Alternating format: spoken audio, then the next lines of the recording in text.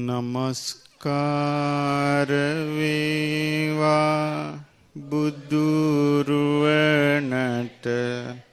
සමදා බුදු හිමි සරණ යමි. නමස්කාර වේවා ධම්රුවනට සමදා සදහම් සරණ යමි.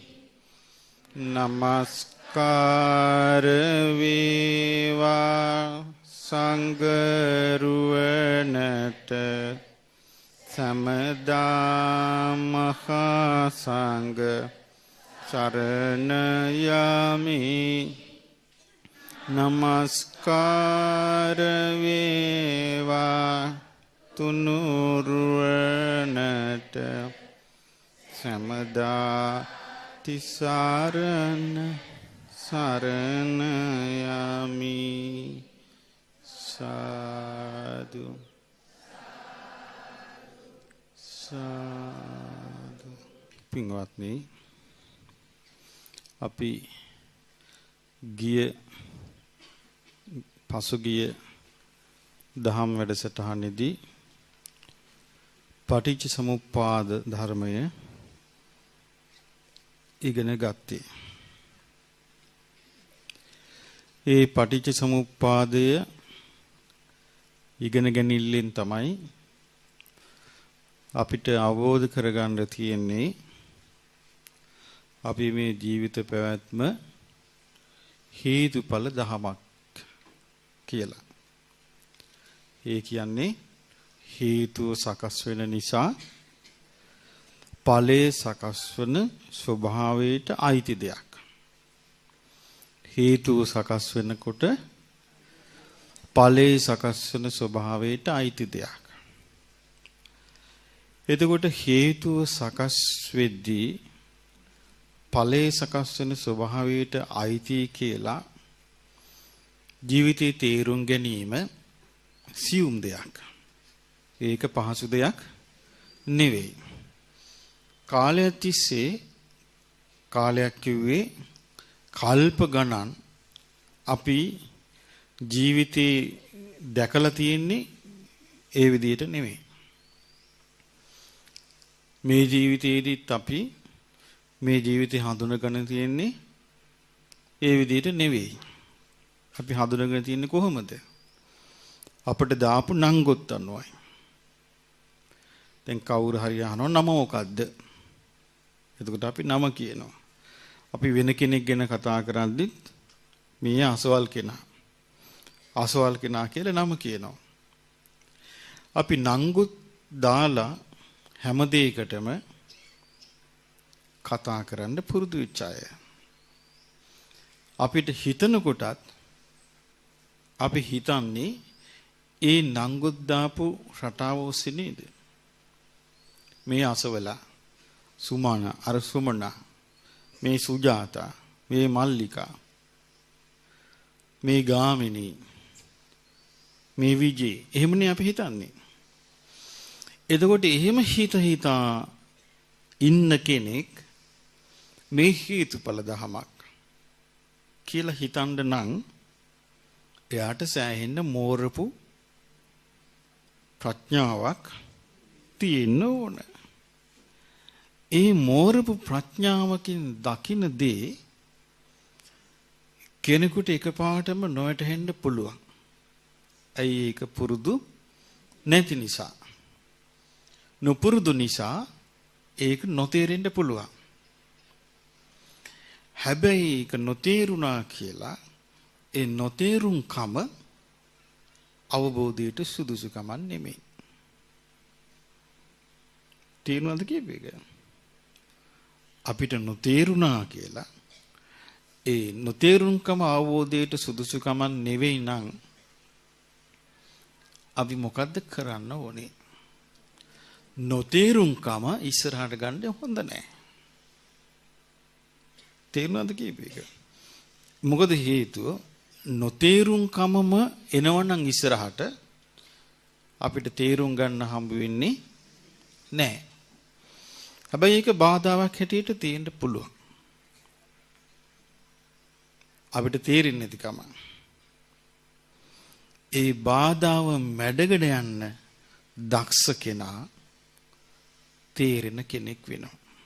ඒක වටහා ගන්න පුළුවන් කෙනෙක් වෙනවා. එහෙම නැතුව බෑ. ඒ කියන්නේ දැන් අපිට ලෝකෙට බැන බැන ඉන්නවා නම් ලෝකෙට ශාප කර කර ඉන්නවා නම් ඕන තරම් දේවල් නැද්ද? තියෙනවා. ඊයේ තිබුණා, අදත් තියෙනවා, හෙටත් තියේවි. ඒ මොකද හේතුව? බුදුරජාණන් වහන්සේගෙන් දෙවි කෙනෙක් ඇහුවා, භාග්‍යතුන් වහන්සේ මේ ලෝකේ පවතින්නේ කුමක් මතද කියලා ඇහුවා. එතකොට බුදුරජාණන් වහන්සේ පිළිතුරු දුන්නා, දෙවිය මේ ලෝකේ පවතින්නේ දුක මතයි. එහෙනම් ඊයේ ලෝකේ පැවතුනේත් දුක මත. අද ලෝකේ පවතින්නේ දුක මත. හෙට ලෝකේ පවතින්නේ දුකට අයිති වෙන දේවල්. හෙට ලෝකේ පවතින්නේ දුක මත නම් ඊයේ ලෝකේ පැවතුනේ දුක මත නම් අද ලෝකේ පවතින්නේ දුක මත නම් හෙට ලෝකේ පවතින්න තියෙන්නේ දුක මත නම් දුකට අයිති දේවල් හැමතැනම පේනවා. එතකොට දුකට අයිති දේවල් හැමතැනම පෙනෙද්දී අපි අනේ මේ දුකෙන් මේ ලෝකේට කොච්චර පීඩාවක්ද කිය හිටියා කියලා ඒ දුක නැති වෙන්නේ නැහැ. අනේ මේ දුක උහුල ගන්න බෑනේ කිය අඬා හිටියා කියලා ඒ දුක නැති වෙන්නේ නැහැ. පොදු වශයෙන් මේ දුක අපිට පෙනුනාට මේ හැම දුකක්ම පෞද්ගලිකයි. පුද්ගලයේ තනි තනිවම විඳින එකක්. අපි කියමු අපි ඔක්කොටම කණ්ඩ නැහැ කියලා. අපි ඔක්කොටම කණ්ඩ නැහැ. අපි ඔක්කොටම බොන්නත් නැහැ කියමු. එතකොට අපිට දෙකක් තියෙනවා. බඩගින්නයි පිපාසයයි. එතකොට අපි කලන්ත හැදිලා තැන් තැන් වල වැටෙනවා. දැන් කවුරු හරි ෆොටෝ එකක් ගත්තොත් පේන්නේ කොහොමද? අපි ලොකු පිරිසක් කලන්ත හැදිලා වැටලා ඉන්නවා. නමුත් විඳවන්නේ තනි තනියම. විඳවන්නේ තනි තනියම. පුද්ගලික දුකක් තියෙනවා. මේ පුද්ගලික දුක හැමෝටම ලැබෙනකට අපිට පේන්නේ ඒක පොදු එකක් වගේ. නමුත් හැමතිස්සෙම කෙනෙක් විඳින්නේ පුද්ගලික දුකක්. ඒ නිසා එහෙනම් විසඳුම පොදුද පුද්ගලිකද? විසඳුම පුද්ගලික එකක්. විසඳුම තනිකරම කෙනෙකුට පෞද්ගලිකව ලැබෙන එකක්. ඒක බෙදා ගන්න බෑ. විසඳුම බෙදා ගන්න බෑ. විසඳුම පුද්ගලික එකක්. ඒකයි මේ ධර්මයේ කියන්නේ ඒ බුදුරජාණන් වහන්සේගේ ධර්මයේ තුල තියෙනවා ඕපනයික තමා තුළට පමුණවා ගත යුතු එකක්. පච්චත්තං වේදිතබ්බෝ විඤ්ඤෝහි බුද්ධිමත් අය තම තම නැන පමණින් තේරුම් ගත යුතු එකක්. ඉතින් ඒ නිසා මේ ධර්මයේ පටිච්චසමුප්පාද ධර්මයේ තේරුම් ගනිද්දී අර නංගොත් ලෝක සම්මත ඒ නම් ගෝත්‍ර නම් ಜಾති නම් ඒ සියල්ල අතහැරලා බලන්න හැකියාව ඕනේ. දැන් අපි කියමු නංගොත් ඔස්සේ අපි බලන්න පුරුදු වෙනවා කියලා. මම ධර්මය ඉගෙන ගන්නවා. අසවලා ධර්ම ඉගෙන ගන්නවා කියලා අපි සම්මුතියෙන් කතා කරනව නේද? එහෙම සම්මුතියෙන් කතා කරන්න පුළුවන්. නමුත් ඒක අවබෝධ කරද්දී අවබෝධ කරන්න තියෙන්නේ හේතුඵල ධර්මයක් නම්. එතකොට ඒකේ සම්මුතිය ඉක්මවා ගිය එකක්. අවබෝධ කරන්න තියෙන්නේ. එතකොට සම්මුතිය ඉක්මවා ගිහිල්ලා අවබෝධ කරන්න තියෙන දෙයක් සම්මුතියකින් තීරණය කරන්න බෑ. මේක කියන එක තේරුම් ගන්න. අපි හිතාගෙන ඉන්න මේ නංගොත් සුමනා සුජාතා බන්දුලු මල්ලිකා කියලා හිතාගෙන ඉන්නවා කියමු නංගොත් ගොඩක්. හිතාගෙන හිටියට ඒ සම්මුතිය ඉක්මවාගේ දෙයක් නම් අවබෝධ කරගන්න තියෙන්නේ. ඒක සම්මුතිය තුල තීරණය ගන්න බෑ. ඒ කිව්වේ දැන් සමහර කෙනෙක් ධර්මයේ පොඩ්ඩක් ඉගෙනගෙන කියනවා මට නම් ආයෙ උපදින්න ඕනේ නෑ. මම නම් ආයෙ උපදින්න කැමති නෑ කියනවා. ඉතින් කවුද උපදින්න කැමති නැත්තේ? මම. එතන මම කියන සම්මුතිය උපදින්න අකමැති වුණා කියලා ඒ තියෙන සිදුවීම නවතිනවද? නවතින්නේ නැහැ. එහෙනම් කෙනෙක් ඔය බණ ටිකක් ඉගෙනගෙන කිව්වොත් මම නම් ආයෙ උපදින්න කැමති නැහැ. මට නම් සසරේ පා කියලා ඒකේ තේරුම මොකද්ද? එයාට ධර්මය තේරුනේ නැහැ. එයාට ධර්මය තේරුනේ නැහැ. ඒ ධර්මයේ තේරුණ කෙනෙක් ඒ විදිහේ බොළඳ කතා කියන්නේ නැහැ. ධර්මයේ තේරෙන කෙනෙක් ඒක කියන්නේ. ඒ හේතුඵල ධමයක් නම් මේකේ තියෙන්නේ. එහෙනම් එයා තේරුම් ගන්නවා. ධර්මයේ තේරුණා කියන්නේ ඒකයි. එයා තේරුම් ගන්නවා මොකද්ද? හේතුව තියෙනකන් හේතුව හැදෙනකන් ඵලය හැදෙනවා. හේතුව හැදෙනකන් ඵලය හැදෙනවා නම් මේ රටාව තුල එහෙනම් එයා ඊළඟ එකක් තේරුම් ගන්නවා. මොකද්ද? හේතුව නැති වුනහම ඵලෙ නැති වෙනවා. හේතුව හැදෙනකන් ඵලෙ හැදෙන ධර්මතාවයක් නම් මේ ජීවිතය කියලා කියන්නේ. හේතුව නැති වුනහම ඵලෙ නැති වෙන එකක් නම් ඒ ධර්මයක් අහලා එයා කිව්වොත් මම නම් කැමති නෑ උපදින්න. මම නම් ආයෙ උපදින්නේ නෑ. මට නම් ඕනේ නෑ කියලා. ඒක අයිති මොකේද? ඒක අයිති සක්කාය දිට්ඨියට. ඒක අයිති නෑ මාර්ගයට. ඒක අයිති සක්කාය දිට්ඨියට. සක්කාය දිට්ඨිය පිළිහිටලා කෙනෙකුට කියන්න පුළුවන්. කෙනෙකුට කියන්න පුළුවන් මම නම් ආයෙ උපදින්න කැමති නෑ. මට නම් ඕනේ නෑ කියලා. ඒ සක්කාය දිට්ඨිය පිළිහිටලා ඒක කිව්වා කියලා එයාගේ ජීවිතේට කිසිම විමුක්තියක් උදා වෙන්නේ නෑ. එයාට කිසිම ගුණයක් ධර්මයක් උදා වෙන්නේ නැහැ. හුදෙක් ඒක කීමකට පමණක් සීමා වෙයි. ඉතින් ඒ නිසා මේ ධර්මයේ ඉගෙනීමේදී අපි ගොඩාක්ම බුද්ධිමත් වීම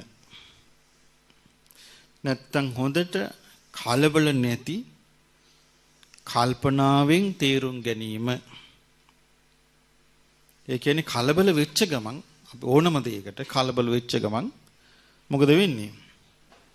අපි අහලා තියෙනවා කලබල වෙච්ච කෙනාට කොරස් කටෙත් අත දාන්න බෑ කියන්නේ. කොරහා කියන්නේ ලොකු එකක්. ලොකු භාජනයක්. එතකොට කලබල වෙච්ච කෙනාට කොරහෙත් අත දාන්න බෑ කියන්නේ. ඒ කියන්නේ කලබල වෙච්ච ගමන් අපේ නැති වෙන්නේ මොකද්ද? සිහිනුවන. එතකොට සාමාන්‍ය ජීවිතයේදී සිහිනුවන දියුණු කරන්නේ නැති කල්පනාවක් නම් අපි පුරුදු කරලා තියෙන්නේ. සිහිනුවන දියුණු කරන්නේ නැති කල්පනාවක් නම් අපි සාමාන්‍ය ජීවිතේ පුරුදු කරලා තියෙන්නේ. හැමතිස්සෙම ඉස්සරහට එන්නේ මොකද්ද? ඒක. සාමාන්‍ය ජීවිතේ සිහිනුවන නැති කල්පනාවක් පුරුදු කළා නම් හැමතිස්සෙම ඉස්සරහට එන්නේ සිහිනුවන නෙමෙයි. සිහිනුවන නැතිකම. සිහිනුවන නැති වෙච්ච ගමන් එතන කලබලෙ තියෙනවා. කලබල වෙච්ච ගමන් මේ කලබලෙ ඇති වෙන්නේ මොකේද? හිතේ. හිත කලබල වෙච්ච ගමන් එතන වැඩ කරන්නේ සංසිඳීම නෙවෙයි. එතන වැඩ කරන්නේ නීවරණ. නීවරණත් එක්ක මේ විසඳුම් මොකුත් නැහැ. එහෙමනම් මේ ධර්මය තේරුම් ගන්න දැන් ධර්මයේ තේරුම් ගන්න කලබල නැති කමක් ඕනේ. මට මතක එක දවසක් එක අම්මා කෙනෙක් මට ඇවිල්ලා කිව්වා මං අර බුද්ධ ගයාවෙන් ගෙනාවා අර බුද්ධං සරණං ගච්ඡාමි කියලා පටියක් තියෙනවා බහලා තියෙනවද ඉස්සරට? බුද්ධං සරණං කියලා තියෙන ලස්සනට. මේ පටියක් ගෙනලා මම මෙහි වැඩසටහනක් දවසේ දැම්මා. එක අම්මා කෙනෙක් දෝගෙන ආවා මගේ ළඟට. ඇවිල්ලා මේ අම්මා කියනවා ස්වාමීනි සරණ දෙකයිනේ දැන් තියෙන්නේ. මම මොකද්ද කියලා ඔය ඇහින්නේ සංඝසරණ නෑනේ. මං කිව්වා පොඩ්ඩක් කොහොම ඉන්න වාඩි වෙන්න අහගන්න දැන් කිව්වා. ආගෙන්ද තියෙන තුනම තියෙනවා කිව්වා. එච්චරවත් තේරෙන්නේ නැත්තම් මේ වැඩසටහන් වලට එන අම්මලාට මං කි තමන්ට ඇහෙන දේ තුල දැන් බුද්ධං සරණං ගච්ඡාමි කියලා එකේ තියෙනවා. ඊළඟට ධම්මං සරණං කියනවා. සංඝ සරණං. දැන් ඒ අම්මා මොකක් හරි කල්පනාවක හිටියා. ඇහුන්නේ නැහැ. කලබල වුණා. හරි වැඩේ නෙමේ සරණ දෙකයි නෝයි. දුවගෙන ඇවිල්ලා මට කියාපි. කරන්න තිබ්බේ මොකද්ද? ඉස්සෙල්ලා සරණ දෙකයි ඇහෙන්නේ. ඒ මොකද්ද කියලා ආයෙමත් ඊවසගෙන අහන්න ඕනේ. ඇහුවනම් සරණ තුනම ඇහෙනවා. දැන් බලන්නේ කලබලෙට ඇහිච්ච ඔය වගේ තමයි කට කතා යන්නේ. ඒ කියන දේ ਬਾගෙට අහලා ඒ ਬਾගෙට ඇහිලා ਬਾගෙට තීරුම් අරගෙන කලබලෙට එක කියෝගෙන යනවා. එතකොට ඊළඟ එක්කෙනාට ඇහෙන්නේ මොකද්ද? ਬਾගේ කතාව. ඔබ දන්නවනේ අර ළමෙක් වමනේ දැම්මා. ඒ වමනේ දාපු තැන තිබුණා කාපුටි පිහාට්ට. ඒක ගිහිල්ලා එක අම්මා කෙනෙක් කිව්වා ඊළඟ ගෙදරට දන්නවයි වැඩ කන්න අසවල් ගෙදර අසවල් කොළුවා කාපුටි පිහාට්ට වමනේ දාලා නොවේ. එහෙමද කියලා දුවගෙන ගිහිල්ලා ඊළඟ ගෙදරට කිව්වා අසවල් කොල්ල කපුටෙක් වමනේ දාලා. ගම් හතකින් එහා ඇහුණා අසවල් කොළුවා කපුටු 7 දෙනෙක් වමනේ දාලා කියලා. මොකද්ද හේතුව? ඒ අහනදී හොඳින් නොඇසීම. ධර්මය තේරුම් ගැනීම සඳහා අහනදී මනාකොට ඇසීම අපි උත්සාහයෙන් කළ යුතු දෙයක්. මොකද හේතුව අපි මනාකොට අහන්න පුරුදු වෙච්ච જાතියක් නෙමෙයි මෑත කාලේ. අයි මෑත කාලේ අපිට මනාකොට ඇහිලා තියෙන්නේම එක එක්කිනාගේ කුණු කන්දල්. එක්ක දේශපාලන මේ කුණු කන්දල්. මේව තමයි මනාකොට අපි අහලා තියෙන්නේ. ඕව අහලා අපේ කල්පනා කරන්න තියෙන හැකියාව විනාශ වෙලා තියෙන්නේ. ඒ නිසා අර මනාකොට අහනවා කියන එක අමාරුයි. බුද්ධ කාලේ මිනිස්සු මීට වෙනස්. ඒ මිනිස්සුන්ට තිබුණා මනාකොට ඇසීම. මනාකොට අසන. මනාකොට අසන කෙනා අසන්නේ hina වෙන්න දෙයක් නෙමෙයි. hina වෙන්න දෙයක් නම් නොමනාකොට අසලා වුණ තරම් පුළුවන් ගන්න. නිකන් ඉන්න එකට හිත ඇදිලා යනවා. දැන් අපි කිව්ව බස් එකේ යනවා. බස් එකේ යනකොට රේඩියෝ එකක් දාලා. ඒක යනවා විනෝද සමයන්. දැන් අපි නිකන් අහක බලන් හිටියත් විනෝද සමයන් ඇහෙනවද නැද්ද? ඒකට හිත යනවද නැද්ද? ඒකේ විහිළු කෑලි වලට hina යනවද නැද්ද? යනවා. ඒ මොනවද? නොමනා ඇසීම. නොමනා ඇසීම නම් කාලයක් තිස්සේ පුරුදු වෙලා තියෙන්නේ. මනාකොට ඇසීම අමාරු එකක්. ඒ නිසායි මේ ධර්මයේ වැටහීම අපිට බොහොම දුර්වල. ධර්මයේ වැටහෙනවා කියන එක බොහොම දුර්වල එකයි. ධර්ම කතාව කියද්දි ධර්මයේ තේරුම් ගන්න නැතුව පුංචි පුංචි කෑලි අල්ලගෙන ගැටෙනෝනේ සමහර අය. ඒ නොමනාකොට ඇසීම. නොමනාකොට අසනකොට එකපාරට ඒ ධර්ම තමන්ට ගැලපෙන්නේ නැති වචනයක් ආවොත් මොකද වෙන්නේ? ඒ වචනය අල්ලගෙන ගැටි ගැටි ඉන්නවා. ඊට පස්සේ යාට ධර්මය ඇහෙන්නේ නැහැ. ඒ නිසා ජීවිත අවබෝධ කරන ධර්මයට උපකාර වෙන ප්‍රධාන දේ මොකද්ද? මනාකොට ඇසීම. මනාකොට ඇසීම. මොකද මේ මනාකොට ඇසුවේ නැත්තම් වැටහෙන්නේ නැහැ.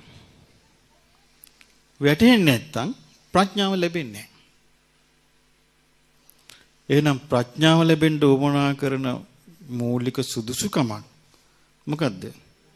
මනාකොට ඇසීම. ඉතින් පින්වත්නි මේ මනාකොට අසන දේවල් අතර අපිට ලැබෙන දුර්ලභ දෙයක් තමයි මේ භාග්‍යතුන් වහන්සේගේ ධර්මය. අපට ලැබෙන දුර්ලභ දෙයක්. ඉතින් මේ ධර්මයෙන් මේක තමයි ඇත්තම ධර්මය. ධර්මය කියලා අපි කියන්න ඕනේ නම් ලෝකේ යමකට ඒ කිය යුතු දේ තියෙන්නේ බුදුරජාණන් වහන්සේ වදාළ දේ තුලයි. ධර්මය කියලා කිය යුතු දෙයක්. නැත්නම් අනිත් ආගම් වලත් එක එක නමින් ඒගොල්ලෝ ධර්මයේ කියනවා. කිව්වට ධර්මයේ කියලා ඒ ධර්මයේ කියන වචනයේට සුදුසුකම් තියෙන දේවල් අනිත් පොත්වල නැහැ. එතකොට ඒ ධර්මයේ තුල තමයි අවබෝධ කරන්න දේ. අවබෝධ කරන දේ විග්‍රහ කර බලන්න පුළුවන් එකක්. අවබෝධය කියන්නේ ඒක නිකම් විශ්වාසයක් නෙවෙයි. නිකම් තව කෙනෙක් කියපු එකක් අහගෙන තව කෙනෙක් කියමක් නෙවෙයි. දැන් ඔන්න අපි මෙහෙම කියමු. දැන් මම ඔබට පටිච්චසමුප්පාද ගැන මොකක් හරි විස්තරයක් කරනවා. දැන් ඔබ මේ විස්තරේ අහනවා. අහලා අනිත් කෙනෙකුට කියනවා අපි ගියා අහන්න බණ අහන්න ගියා. අර ස්වාමීන් වහන්සේ මෙහෙම කිව්වා. ඒ මොකද්ද? වාර්තාවක්. ආසවලා මෙහෙම කිව්වා. ඒක අවබෝධයක්ද වාර්තාවක්ද? වාර්තාවක්. දැන් බලන්න හිතලා බුදුරජාණන් වහන්සේගේ කාලේ අර සාතාගිර හේමවත කියන යක්ෂයෝ දෙන්න ආකාශයේ ඉඳගෙන ධර්මයේ කතා කරා. කතා කරා මේක අහගෙන හිටියා. ගෙදරක සඳලු තලයේ හිටපු කාන්තාවක් කාලී කියලා උපාසිකාවක්. ඒ උපාසිකාව සෝවාන් වුණා. ඒ කොහොමද වුනේ? ඒක report එකක් නම් එහෙම වෙන්න බෑනේ. එහෙනම් එතන තිබිලා තියෙන මොකද්ද? ධර්මය. ඒ ධර්මයේ Tamanට වැටහෙන්න ඕනේ. ඒකයි අවබෝධයකට පාර හැදෙන්නේ. ඒක නිකන් දැන් මෙහෙම අසවලා මෙහෙම කියනවා කියලා තව කෙනෙක් කියනවා. ඒක නෙමෙයි. ඉතින් ඒ නිසා මේ විදිහට ධර්මයේ ගැන මනාවකට ඇසීම අපි පුරුදු කරන්න ඕනේ. ගියවතාවේ අපි ඔබට කියා දෙමින් සිටියේ විපස්සී කියන සූත්‍ර දේශනාව. ඒකේ අපි ඉගන්නවා මූලික කරුණු ටික මතක් කරන්නම්. මම ඔබට කිව්වා මේ කල්ප 100ක් ඇතුළත බුදුරජාණන් වහන්සේලා 7 නමක් පහළ වුණා. ඒ කවුද? විපස්සී, සිඛී, වෙස්සභූ, කාකුසඳ, කෝණාගමන, කාශ්‍යප, ගෞතම. මේ බුදුරජාණන් වහන්සේලා 7 නම ගැන බුද්ධ දේශනාවේ තියෙනවා. ඉතින් ඒ නිසා උන්වහන්සේලාට අපි පොදුවේ කියනවා සත් බුදුරජාණන් වහන්සේලා කියලා. මේ බුදුවරුන්ගේ ස්වභාවය තමයි මොකද්ද? තවත් බුදු කෙනෙකුගේ එක් බුදු කෙනෙකුගේ අවබෝධ කරන ඊළඟ බුදුරජාණන් වහන්සේගේ අවබෝධයට සමානයි. ඒකට කියනවා සම. හැබැයි අන් අය කිසිසේත් මේට සමාන වෙන්නේ නැහැ. ඒ නිසා කියනවා අසම. එතකොට අසම වූ බුදුරජාණන් වහන්සේලා සමාන වෙන්නේ බුදුරජාණන් වහන්සේලාට පමණයි. ඒ නිසා කියනවා අසම සම. ඉතින් ඒ අසම සම බුදුරජාණන් වහන්සේලාගේ මේ අවබෝධ වීමේ රටාව කිසිම වෙනසක් නැහැ. ඒ කියන්නේ බුදුවරයෙකුගෙන් බුදුවරයෙකුට අවබෝධ වීමේ රටාව කිසිම ආකාරයකට ඇලපිල්ලකින් ඉස්පිල්ලකින් වෙනස් වෙන්නේ නැහැ. ඒක මං හිතන්නේ ආශ්චර්යයක්. දැන් මේ විස්තර කරනවා අපේ බුදුරජාණන් වහන්සේ සත්බුදුවරුන්ගේම අවබෝධය ගැන. මේකේ තියෙන සත්බුදුවරුන්ගේම අවබෝධය ගැන විස්තර කරනවා. ඒ සත්බුදුරුන්ගේම අවබෝධය ගැන විස්තර කරන්නේ එකම විදියට. ඒ කියන්නේ විපස්සී බුදුරජාණන් වහන්සේ කල්පනා කරපු රටාව. සිඛී බුදුරජාණන් වහන්සේ කියන්නේ බෝසත් කාලේ බුදු වෙන්න ඉස්සර වෙලා කල්පනා කරපු රටාව. වෙස්සබු බෝසතාණන් වහන්සේ කල්පනා කරපු රටාව. කකුසඳ කොණාගමන කාශ්‍යප ගෞතම සියලුම මහා බෝසතාණන් වහන්සේලා බෝධි මූලයේදී පටිච්චසමුප්පාදයට පිවිසුණු ආකාරය සමානයි. එක බෝසතාණන් වහන්සේ නමක් තවත් බෝසතාණන් වහන්සේ නමකකින් වෙනස් වෙලා නැහැ. ඔක්කොම පටිච්චසමුප්පාදයට පිවිසුණු ආකාරය සමානයි. කොහොමද පිවිසිලා තියෙන්නේ? විපස්සී බුදුරජාණන් වහන්සේ බුද්ධත්වයට පත් වෙන කලින් කල්පනා කළා. කොහොමද කල්පනා කළා? කිච්ඡං වතායන් ලෝකෝ ආපන්නෝ. මම මේක ගිය පාර හවස වැඩසටහනේදී කියා දුන්නා. මේ ලෝක සත්වයා දුකටපත් වෙලා ඉන්නවා.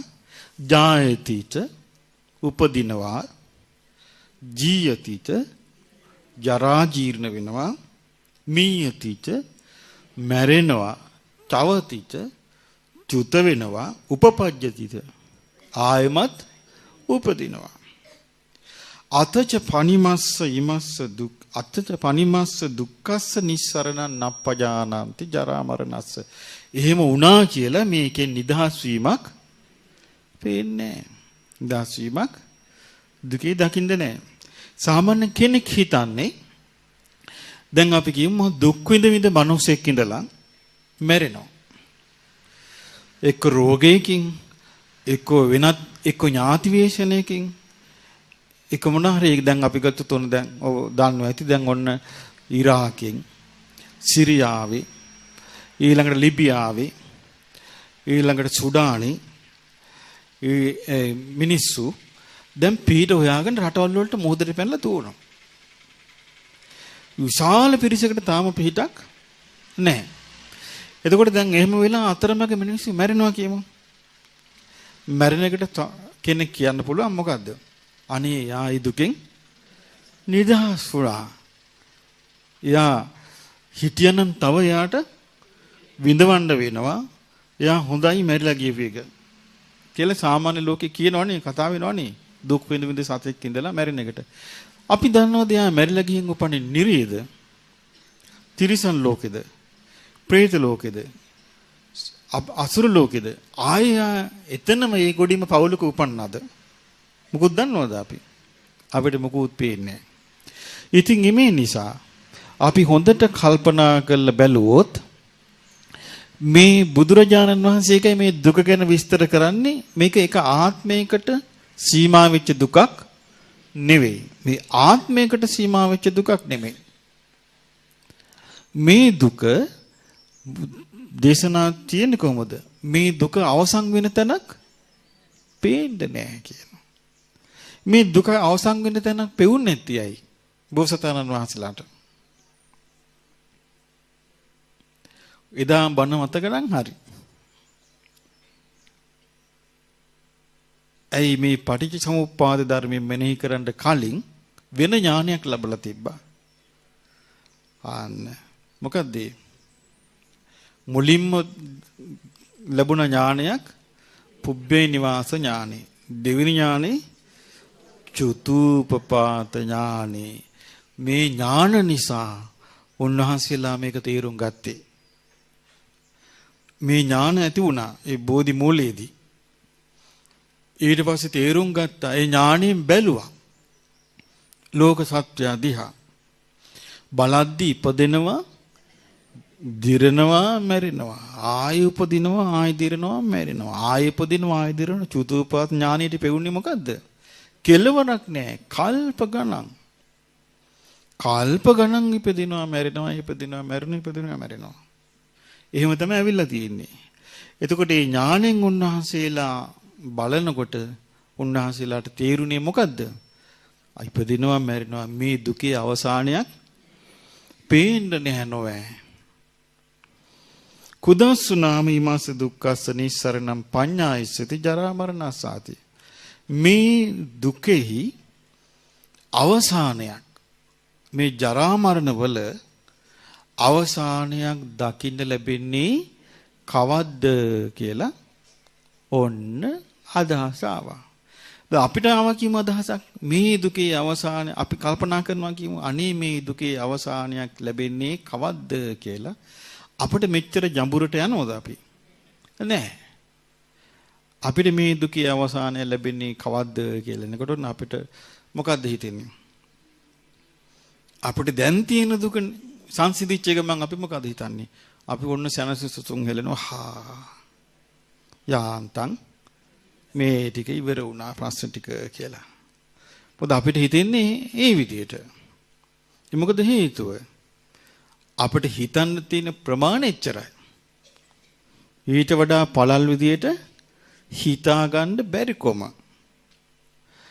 ද බුදුවරුන්ට එහෙම නෙමෙයි. දැන් මොකද බුදු කෙනෙක් වෙන්න පරිසම්පාදෙ මෙනෙහි කරන්න කලින් වෙන ඥාන දෙකක් උන්වහන්සේට ඇති වෙලා.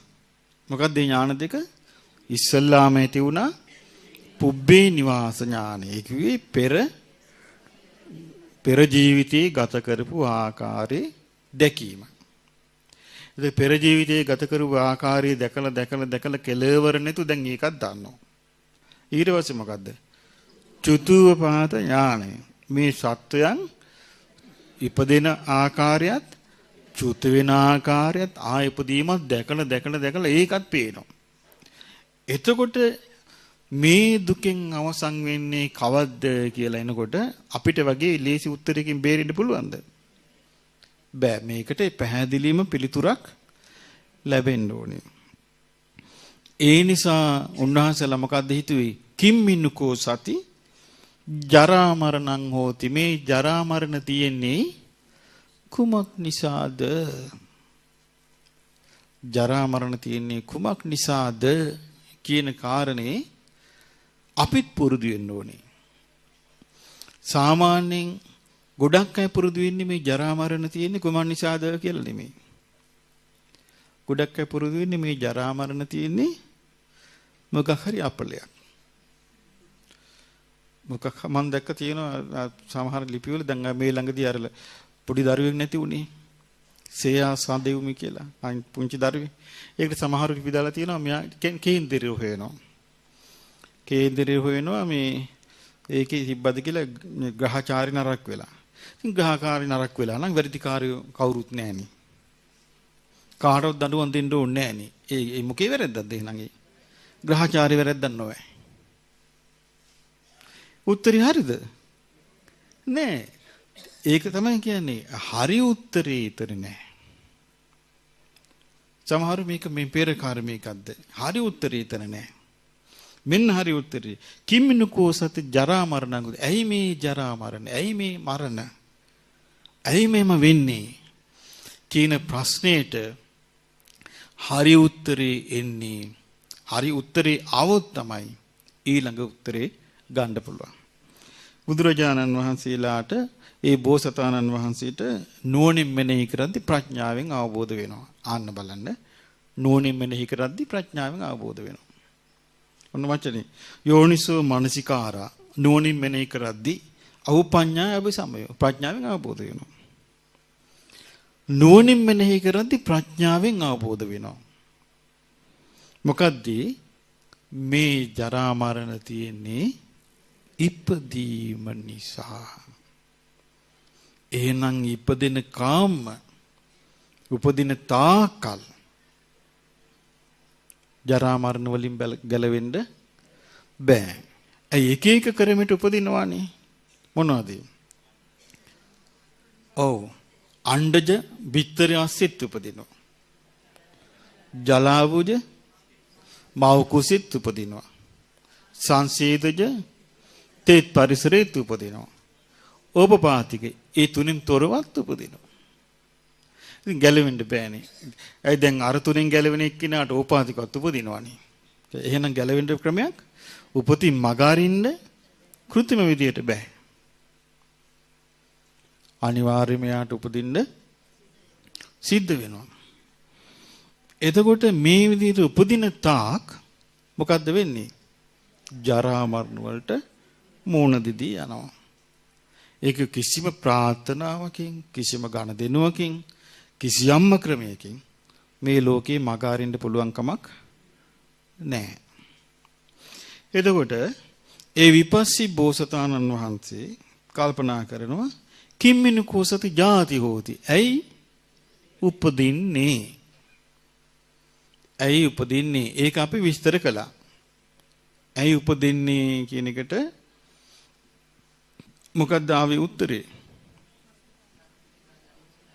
ඔව් අපි සාමාන්‍ය කෙටි විදියට කිව්වොත් භවය නිසා උපදිනවා. දැන් අපි මේ ජීවත් වෙන්නේ භවය තුලනේ. දැන් මරුණොත් අපි උපදින්නේ කුමන් නිසාද? භවය නිසා උපදින්නේ. එහෙනම් මේ දැන් භවය තියෙනවා. දැන් භවය නැත්තම් භවය නිරුද්ධ වෙලා නම් දැන් භවය නිරුද්ධ වෙලා නම් අපිට දැන් මැරෙනවා කියමු. දැන් භවය නිරුද්ධ වෙලා ඉන්නේ අපි. ඔන්න දැන් මැරෙනවා. මොකද වෙන්නේ? පිරිනොම් පානවා. ඇයි හේතුව? භවයක් නැති නිසා. එතකොට දැන් භවය දැන් තියෙනවා හැදි හැදි.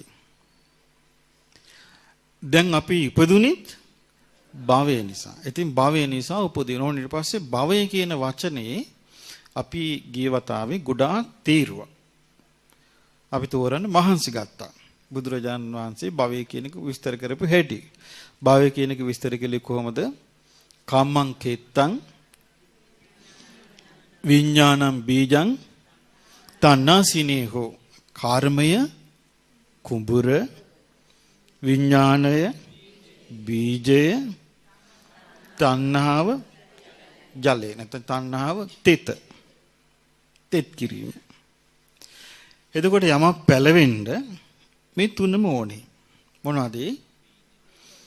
කුඹුරත් ඕනේ, බීජයත් ඕනේ, ජලයත් ඕනේ. මේ තුනම තිබ්බොත් තමයි අර බීජයට බීජේ වර්ධනයට සම්පූර්ණ ආධාරය තියෙන්නේ. එතකොට බුදුරජාණන් වහන්සේ ඒ විදිහට විස්තර කරලා පෙන්වුවා විපාක පිණිස කර්මයේ සකස් වීම තමයි භවය කියන්නේ. විපාක පිණිස කර්මයේ සකස් වීම භවය කියන්නේ. එතකොට අපි මේ භවය කියන එක විස්තර කරගන්න ඕනේ ওই විදිහටමයි. විපාක පිණිස කර්මයේ සකස් වීම භවය. එතකොට භවය විස්තර කළා ධර්මයේ තුල කොහොමද? කාම භව, රූප භව, අරූප භව කියලා. අටුවාව නම් විස්තර කරලා තිනවා කම්ම භව, විපාක භව ආදි වශයෙන්. නමුත් එහෙම බුද්ධ දේශනාවේ නැහැ. ඉතින් බුදුරජාණන් වහන්සේට අවබෝධ නොවෙච්ච කාරණයක් පස්සේ අවබෝධ වෙන්න බෑනේ කාටවත්. ඉතින් ඒ නිසා ඒ බුදුරජාණන් වහන්සේ නියම විදිහට තේරුවා. අංග සම්පූර්ණ විදිහට තේරුවා.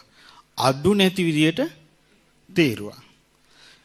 බුදුරජාණන් වහන්සේගේ දේශනාවේ අඩුවක් නැහැ. අඩුවක් තිබ්බනම් පස්සේ එකතු කරන්න පුළුවන්. එහෙම වුණා නම් බුදුරජාණන් වහන්සේ සර්වඥ නැහැ. ඒ පස්සේ එකතු කරපු එක්කෙනා තමයි එහෙනම් සර්වඥ වෙන්න ඕනේ. එහෙම බෑ මේකේ. ඉතින් බුදුරජාණන් වහන්සේ විස්තර කරනවා භවය.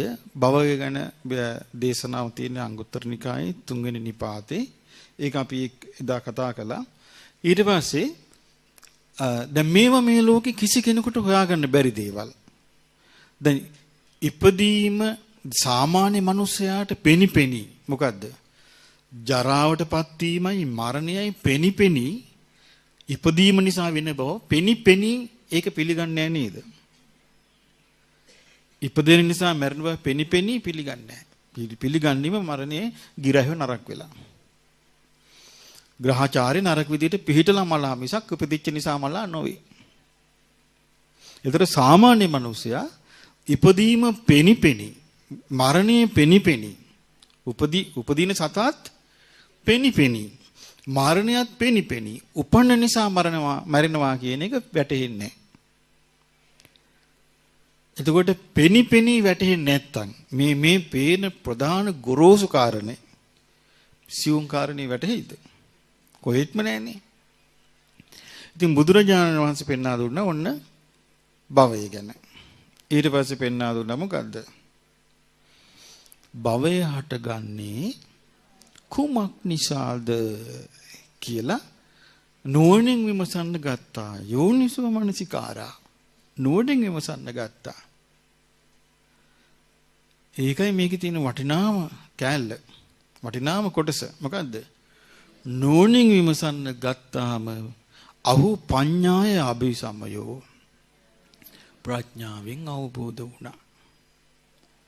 නුවණින් විමසන්න ගත්තාම අවබෝධ වුණා ප්‍රඥාවෙන්. අපිට මේ කොටස නොතිබෙන්න පුළුවන්. මං කියවනේ අපි කාලයක් තිස්සේ මේ මනාවකට සවන් දෙන්න පුරුදු වෙච්ච නැති අයනේ.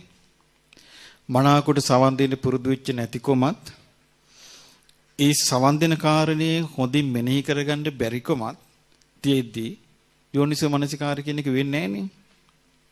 ඒ යෝනිසෝ මනසිකාරය කියන එක නොවන තාක් වැටහෙන්නේ නැහනේ. ඒ නිසා අපිට ඒ අරුබුදේ තියෙන්න පුළුවන්. ඒ වුණාට අපි ඒ අරුබුදයට තැන දෙන්නේ නැතුව අපි උත්සාහය කරන්න ඕනේ.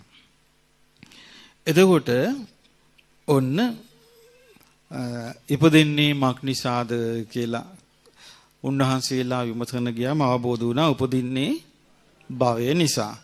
භවයක් තියෙන්නේ කුමක් නිසාද කියන එක අපි තේරුවා. භවයක් තියෙන්නේ උපාදාන නිසා. උපාදාන කියන එකත් අපි තේරුවා. උපාදාන කියන්නේ යම් කිසි දෙයකට ග්‍රහණය වීම, යම් කිසි දෙයකට අහු වීම. යමකට අහු වුණාම, කොටු වුණාම අපිට ඒකෙන් ගැලවෙන්න බෑ. ඒකේ ලේසියෙන් ගැලවෙන්න බෑ. ගැලවෙන්න බෑ නෙමෙයි මේක ලේසියෙන් ගැලවෙන්න බෑ. යම් කිසි දෙයකට අහු වුණාම. එතකොට සාමාන්‍ය මනුස්ස ජීවිතය ගැන කල්පනා කරමු බලන්න. ගැලවෙන්න බෑ කියන කාරණේ ගැන. මගේ ළඟට ඇවිල්ලා සමහරු කියනවා අනේ ස්වාමීනි අපිට තරුණ කාලේ හම්බුණා නම් මේක අපි කසාදෙට අහුවෙන්නේ නැහැ. එහෙම කියන අය ඉන්නවා. එහෙනම් ඒ ගැලවෙන්න පුළුවන් එකට අහුවෙලා තියෙන්නේ. ඒත් නැහැ. ඒ ගැලවෙන්න බැරි එකක් නම් කසාදේ. ඒ කියන්නේ මේ බාහිර එකක් නේ ඒක. බාහිරකට එකෙනුත් ගැලවෙන්න බැරි නම් අභ්‍යන්තරිකෙන් කොහොම ගැලවෙයිද? එතකොට උපාදාන කියන්නේ බාහිර එකක්ද අභ්‍යන්තරිකක්ද? අභ්‍යන්තරික. ඒ අභ්‍යන්තරික ඒ උපාදානි ගැලවෙන්න බැරි විදියට හසු වීම. ගැලවෙන්න අමාරු විදියට හසු වීම. මොනවද මේ උපාදාන හතර? කාමයට හසු වීම. දෘෂ්ටියට හසු වීම. සීල වෘතයන්ට හසු වීම. ආත්මවාදයට හසු වීම. මේ හතරට තමයි අහු වෙලා තියෙන්නේ. මේ හතරට අහු වෙච්ච නිසා තමයි භවයක පැටළුනේ. භවයක් එයාට ලැබුණේ. එහෙනම් භවයක් ලැබුණේ එයාට උපාදාන නිසා කියලා බුදුරජාණන් වහන්සේ තෝරලා දුන්නේ. මම මේ කෙටියෙන් කියන්නේ මම හිතන්නේ මේක අපි පොතකට අරන් තිනවා.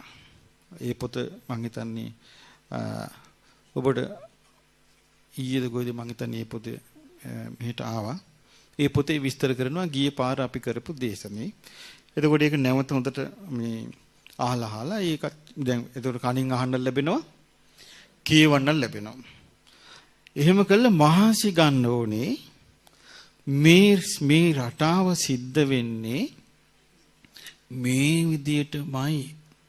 වෙන විදියකට නොවේ. මේ විදියටමයි කියලා ඒක ගැන තමන්ගේ හිතේ ඉස්සල්ලාම දැන් වැටහෙන්න නොහෙට පුළුවන්. නොවැටහෙන්න පුළුවන්. නමුත් ඉස්සල්ලාම නොවැට උනාට මේ දේශනාවේ තියෙනවා. අපට නොහැටිච්ච එක වෙන මේක. නමුත් මේක දේශනාවේ තියෙනවා. මොකද අර අම්මට එකපාරට ඇහුන්නේ නැහැ. බුද්ධං සරණං ධම්මං සරණං ඇහුණා. නමුත් සංඝං සරණ වුණොත් ඒ පටිය තිබ්බා. එතකොට ඒ අම්මට ඇහිච්ච නැති එක වෙන කෙනෙකුට ඇහෙනවා. ඉතින් මම ඒ අම්මට කිව්වා ඔව් ඉන්න වාඩි වෙන්න මේ පුටුවෙන් අහගෙන ඉන්න කිව්වා ආයෙත්. වාඩි වුණා. අහන් හිටියා. හරි කිව්වා.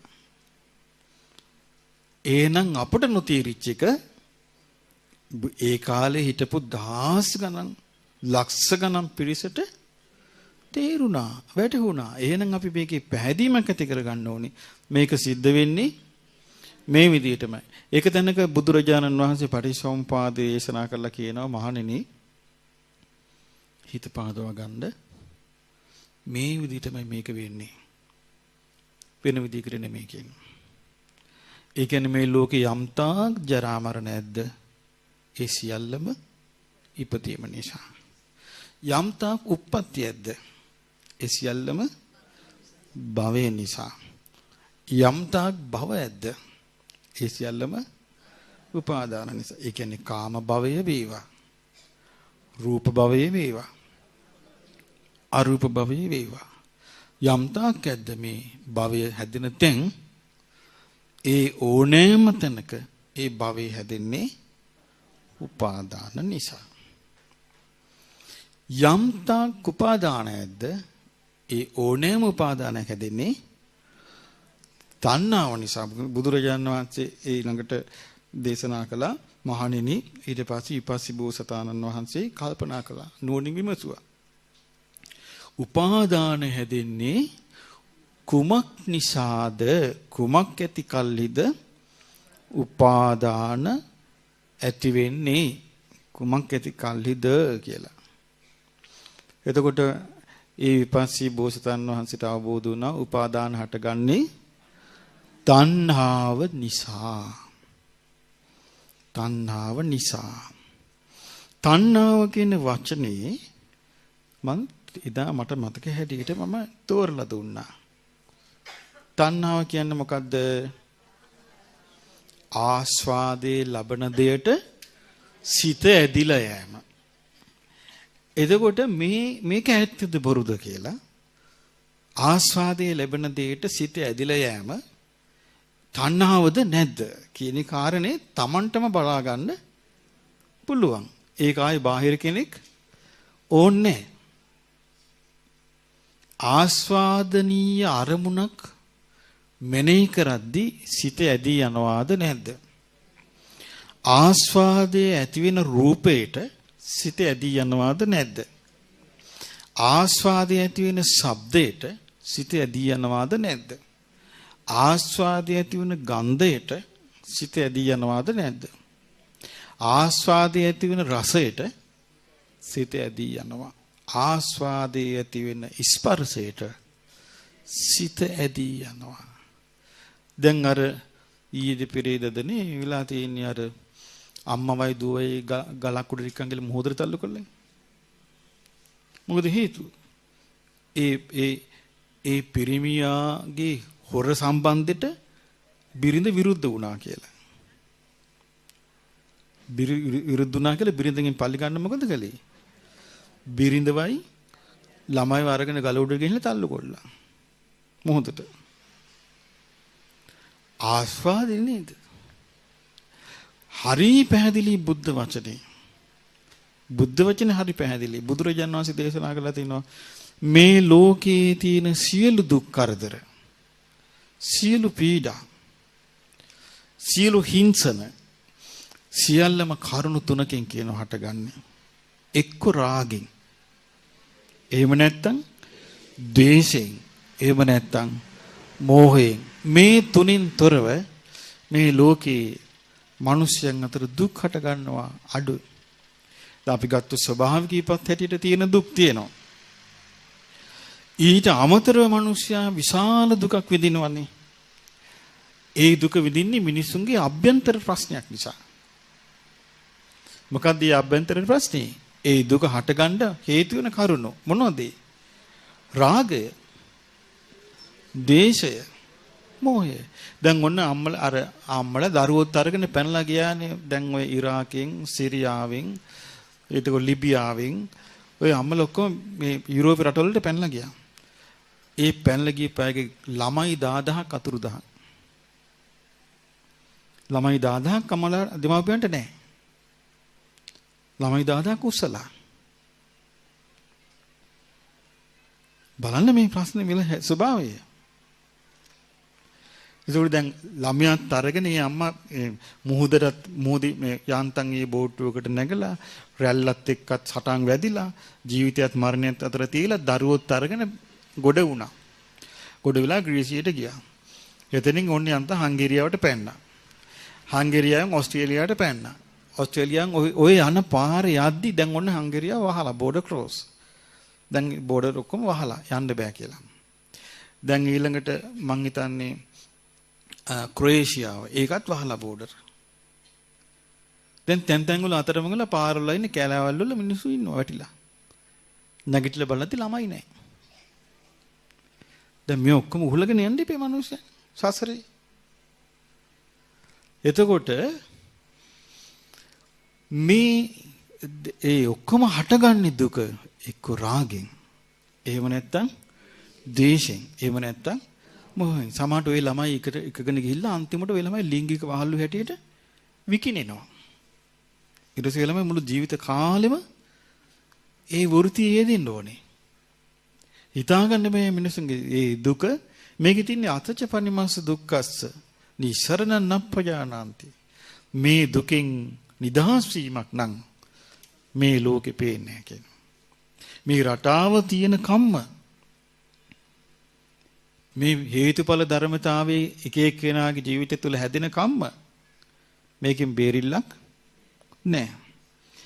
එතකොට මේ තෘෂ්ණාව අපි තෘෂ්ණාව කියන එක තෝරගත්තා ආස්වාදයේ ඇති කරන අරමුණට සිත ඇදිලා යෑම. දැන් මේක මේ කීමක් හැටියට ගන්න එපා. කීමක් හැටියට ගත්තොත් ඒක කීමක් හැටියටම නතර වෙන එක වාර්තාවක්. ඒක රිපෝට් එකක්. ඒක අත්දැකීමක් හැටියට ගන්න. මොකද්ද? ආස්වාදනීය ආස්වාදයේ ඇති කරලා දෙන අරමුණට හිත ඇදලා යනවද නැද්ද? එතකොට ඒක තව නෝනේ විමසා බලන්න. ඒක තමන්ට තේරුම් ගන්න පුළුවන් තැනක්. ඊට පස්සේ තේරුම් ගන්න පුළුවන් තැන හම්බ වෙනවා. ඒ හිත ඇදලා යන අරමුණට තමන් හසු වෙනවද නැද්ද? හසු වෙනවා. හිත ඇදලා යන අරමුණට හසු වෙද්දී එක්ක හසු වෙන්න පුළුවන් දෘෂ්ටියකට. හිත ඇදලා යන අරමුණට හසු වෙද්දී එක්ක හසු වෙන්න පුළුවන් සීලව්‍රතයකට. ආත්ම දෘෂ්ටියට. කාමයට. මේ හතරෙන් එකකට අර තෘෂ්ණාවෙන් මෙයා අහු වෙනවා. එතකොට මේ තෘෂ්ණාව බුදුරජාණන් වහන්සේ එක එක විදිහට තෝරලා දීලා තියෙනවා. ඉතින් මේ පරිසම්පාද ධර්මයේ උන්වහන්සේ තෝරලා දෙන්නේ සයවැදෑරුම් තෘෂ්ණාව. මොකද්ද? රූපය කෙරෙහි සිත ඇදී යෑම රූප තණ්හාව. ශබ්දය කෙරෙහි සිත ඇදී යාම ශබ්ද තණ්හාව. ගන්ධ සුවඳ කෙරෙහි සිත ඇදී යාම ගන්ධ තණ්හාව. රසය කෙරෙහි සිත ඇදී යාම රස තණ්හාව. ස්පර්ශය කෙරෙහි සිත ඇදී යාම ස්පර්ශ තණ්හාව. අරමුණු කෙරෙහි සිත ඇදී යාම ධම්ම තණ්හාව. එතකොට මේ තෘෂ්ණාව තෘෂ්ණාගෙන බුදුරජාණන් වහන්සේ බොහොම ලස්සන එකක් ලස්සන වචනයක් පාවිච්චි කරලා තියෙනවා මට මතකයි. අජිත සූත්‍රයේ මට මතක හැටියට තියෙන්නේ. අජිත සූත්‍රයේ අජිත අහනෝනේ මේ යානි සෝතානි ලෝකස්මින්. ඒක යනවා මේ සැඩ පහරවල් ගැන. ඒතර තෘෂ්ණාවට බුදුරජාණන් වහන්සේ පාවිච්චි කරපු වචනේ මොකද්ද? සැඩ පහර. සැඩපහර කියන එක කොහෙටද මේකේ මේ ජීවිතේ නැමැති ජීවිතය තුල ওই තෘෂ්ණා සැඩපහර ගලන්නේ ඇතුළටද පිටටද? ඇතුළටද පිටටද? ඇතුළට. තෘෂ්ණා සැඩපහර ගලන්නේ ඇතුළට. ඇතුළට ගලන තෘෂ්ණා සැඩපහර සංවර කරන්නේ ආයතන සංවර කිරීමෙන්. ඒතර ඇතුළට ගලන එක නැතුව යන්නේ. තෘෂ්ණා පිට මේ ආයතන වලින් පිටට ගලනව නෙමෙයි. ආයතන වලින් ඇතුළට ගලන්නේ. ඒතර ඇතුළට ගලන තෘෂ්ණාව ඇස සංවර කරපු ගමන් තෘෂ්ණාව ගලන එක පාලනය වුණා. කන සංවර වුණාම පාලනය වෙනවා. නාසය සංවර වුණාම පාලනය වෙනවා. දිව සංවර වුණාම පාලනය වෙනවා. කය සංවර වුණාම පාලනය වෙනවා. මනස සංවර වුණාම පාලනය වෙනවා. මේ ඇස කන නාසය දිවකම් මනස අසංවර කරනවා. එතකොට මොකද වෙන්නේ? තෘෂ්ණාව ගලන්න ගන්නවා. දැන් හැම මාධ්‍යයකින්ම කරන්නේ මේ තෘෂ්ණා ගංගාව සංවර කරන එකද අසංවර කරන එකද? අසංවර කරනවා නම් මේ තෘෂ්ණා ගංගාව ගලනවා නම් ඒකට ඇහැ විවෘත කරන් හිටියොත්, ඒකට කන විවෘත කරන් හිටියොත්, නාසය දිව කය විවෘත කරන් හිටියොත් සම්පූර්ණ ගලන්නේ කොහාටද? ජීවිතය ඇතුළට. ඊට පස්සේ මුළු ජීවිතේම අර්බුදයක්. එහෙම ජීවිතය අර්බුද කරගත්තු අය නේද මේ ඔක්කොම විනාශ කරන්නේ? ප්‍රශ්න හදන්නේ ජීවිතය අර්බුදේ කරගත්තු අය. එතකොට මේකේ බුදුරජාණන් වහන්සේ වදාලා මේ තෘෂ්ණාව, මේ සය වැදෑරුම් තෘෂ්ණාව තමයි කියනවා මේකට ප්‍රධාන හේතුව. එතුම් තෘෂ්ණාව කියන එක සම්දිස්ථානයක් මේ ජීවිතේ. ඒ බුදුරජාණන් වහන්සේ පෙන්වා දෙන දුක් උපදවන, දුක නිර්මාණය කරන, දුක බිහි කරන ආරි සත්‍යය මොකද්ද? දුක්ඛ සමුදය ආරි සත්‍යය මොකද්ද? තෘෂ්ණාව. යායන් තණ්හා, යම් මේ තණ්හාවක් ඇද්ද පෝනෝ භවිකා, යලි භවයේ හදා දෙන. දැන් බලන්න මේ තණ්හාව තෝරන හැටි. පෝනෝ භවිකා, යලි භවයේ හදා දෙන. යායන් තණ්හා පෝනෝ භවිකා, නන්දි රාග සහගත ආස්වාදෙන් ඇලෙන සුළු. අන්න දැක්කන ආස්වාදෙන් යරමුණට හිත ඇදී යනවා. ආස්වාදෙන් ඇලෙන සුළු. తත්‍ර తත්‍රාබිනන්දිනී, ඒ තන සතුටින් පිළිගන්න. ඒ තන සතුටින් පිළිගන්න. දැන් අපි ගත්තොත් එහෙම මෙයා මනුස්ස ලෝකෙ හිටපෙකන උපදිනවා කියමු තිරිසනෙක් වෙලා. ඊට පස්සේ එයා ඒක තමයි සතුටින් පිළිගන්නේ. මනුස්ස ලෝකෙ හිටපෙකන උපදිනවා කියමු අසුචි වලක පණුවෙක් වෙලා. එතකොට එයා අසුචි වල තමයි සතුටින් පිළිගන්නේ. මනුස්ස ලෝකෙ උපන්නෙක් කෙනා පෙරේතෙක් වුණා කියමු. ඊට පස්සේ ඒක තමයි සතුටින් පිළිගන්නේ. මනුස්ස ලෝකෙ හිටපු එක්කෙනා වෙනත් ලෝකෙක උපන්නොත් ඒක තමයි සතුටින් පිළිගන්නේ. ඒ තන සතුටින් පිළිගන්න. තත්ත තත්‍රාබි නන්දිනී සෙය්‍යති දඟේ මොකද්ද? කාම තණ්හා, කාමයන්ට සිත ඇදී යාම. භව තණ්හා, භවයට සිත ඇදී යාම. විභව තණ්හා, විභවයට. ඒ කියන්නේ ඒකයි මම කිව්වේ සමහරු කැමති උපතක් නැතුව ඉන්න. එතකොට මේ උපතක් නැතුව ඉන්න ආස කරන අය ඉන්නවා. උපතක් නැතුව ඉන්න. එතකොට හේතුඵල ධමයට ඉඩක් නැහැ. ආන් එහෙම අය තමයි උච්ඡේද දුස්සියට යන්නේ. මරණින් මත්තේ කිසිවක් නැහැ කියලා. භව තණ්හාව තියෙන එක යනවා සාස්වත දුස්සිය. මරණින් මත්තේ සදාකාලික ඉන්න ඕනේ කියන එක යනවා. එහෙම තමයි මේක වෙන්නේ. එතකොට මේ විදියට කාම තණ්හාව තියෙන එක නේ භෞතිකවාදයට යනවා. එතකොට මේ විදිහට මේ කාම තණ්හා, භව තණ්හා, විභව තණ්හා කියලා තණ්හාව එහෙම බෙදෙනවා. ඊළඟට තණ්හාව හය ආකාරයකට වැඩ කරනවා. මේ ඔක්කොම මේ සිතක නැද්ද? මේ සිතක මේ සියල්ල තියෙනවා. එතකොට බුදුරජාණන් වහන්සේ වදාලා මහණෙනි, ඒ විපස්සී බෝසතාණන් වහන්සේට ඔන්න අවබෝධ වුණා යෝනිසෝ මනසිකාරා අහුපඤ්ඤාය අபிසමයෝ. නුවණින් මෙනෙහි කරද්දී ප්‍රඥාවෙන් අවබෝධ වුණා. මොකක්ද අවබෝධ වුණේ? අවබෝධ වුණා මේ උපාදානය ඇති වෙන්නේ තණ්හාව නිසා කියලා. ඔන්න ඊට පස්සේ ඔන්න අද අපි පටන් ගන්න එතන ඉඳලා. ඊට පස්සේ විපස්සී බෝසතාණන් වහන්සේ විමසන්න පටන් ගත්තා. මොකද්ද? කුමක් ඇති කල්හිද තණ්හාව ඇති වෙන්නේ කියලා විමසන්න පටන් ගත්තා. කුමක් ඇති කල්හිද තණ්හාව ඇති වෙන්නේ? එතකොට උන්වහන්සේට කියන මහණෙනි, විපස්සී බෝසතාණන් වහන්සේට නුවණින් විමසද්දී ප්‍රඥාවෙන් අවබෝධ වුණා. වේදනායකෝ සති තණ්හා හෝති වේදනාපච්චය තණ්හා. තෘෂ්ණාව ඇතිවන්නේ විඳීම තියෙන කොටයි. වේදනාපච්චය තණ්හා. විඳීම නිසායි තණ්හාව ඇතිවන්නේ. එතකොට තෘෂ්ණාව ඇතිවන්නේ කොමත් තියෙනකොටද? එහෙනම් මේ ලෝකේ ආස්වාදනීය අරමුණක් කියලා කියන්නේ මොකද්ද? විඳින දෙයක්.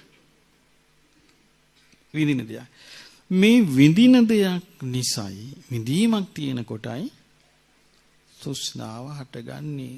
විඳීමක් නැත්තම් දැන් හොඳට කල්පනා කරලා බලන්න ඔබේ ජීවිතේට තෘෂ්ණාවක් හටගත්තා නම් ආස්වාදනීය අරමුණකට ඇදිලා ගියා නම් ඇදිලා ගියේ වින්දනයක් තියෙන එකකටද වින්දනයක් නැති එකකටද?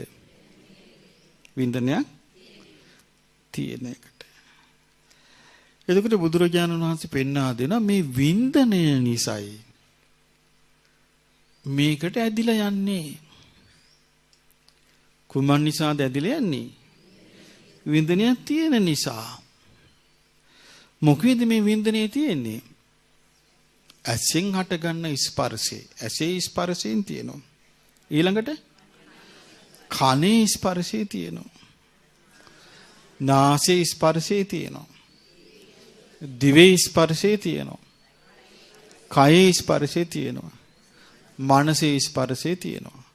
මේ ස්පර්ශයෙන් හටගත්තු ස්පර්ශයෙන් තමයි වින්දනේ හටගන්නේ. ස්පර්ශයක් නැත්තම් වින්දනයක් නැහැ. ස්පර්ශයක් නැත්තම් වින්දනයක් නැහැ. ස්පර්ශයෙන් හටගන්නේ. එතකොට ඒ ස්පර්ශය ස්පර්ශයෙන් හටගන්නේ වින්දනේ.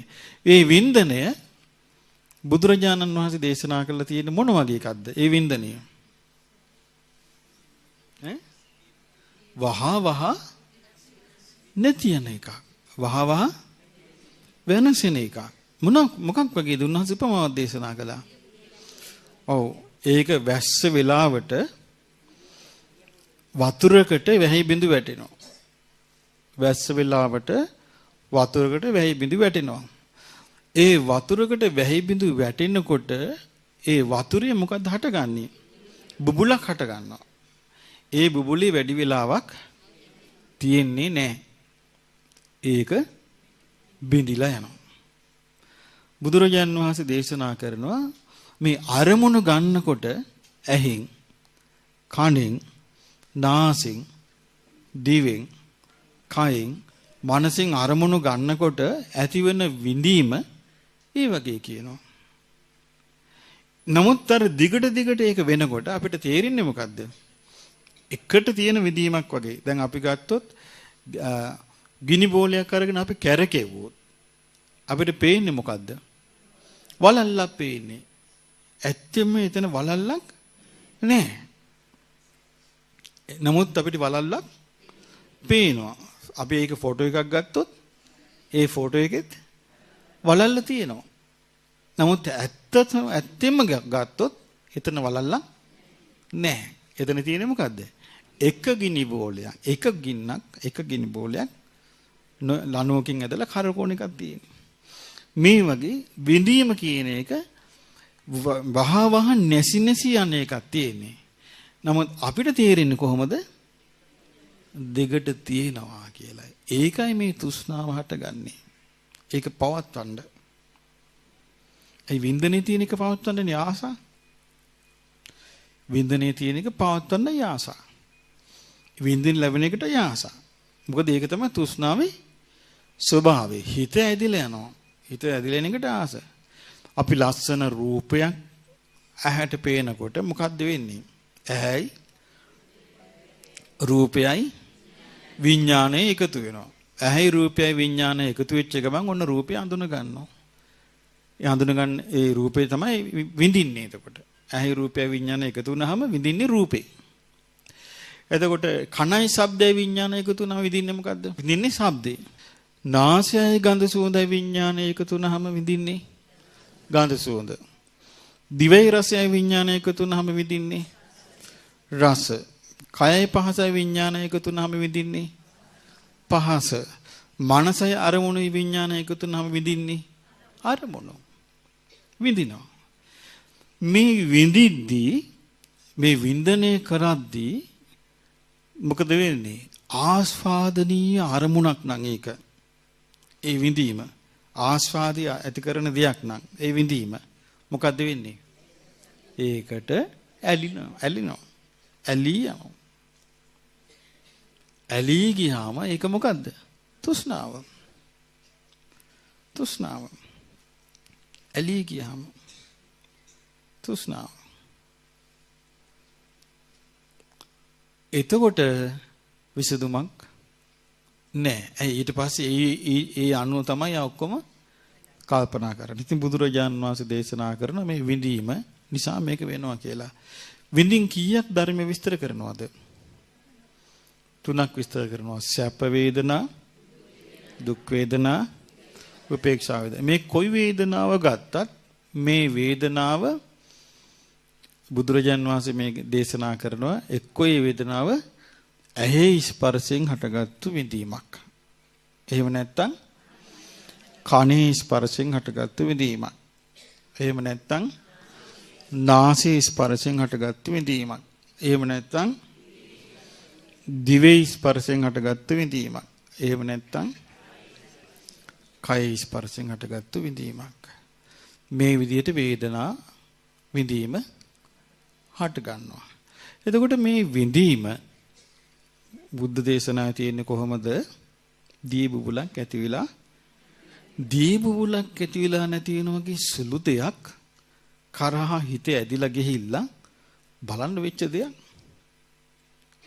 දී බුබුලක් හට ගන්නවා වගේ සුළු දෙයකට හිත ඇදිලා ගිහිල්ලා දැන් අපිට මේ ගැලවෙන්න බැරි විදියටම මේ අහුවෙලානේ ඉන්නේ.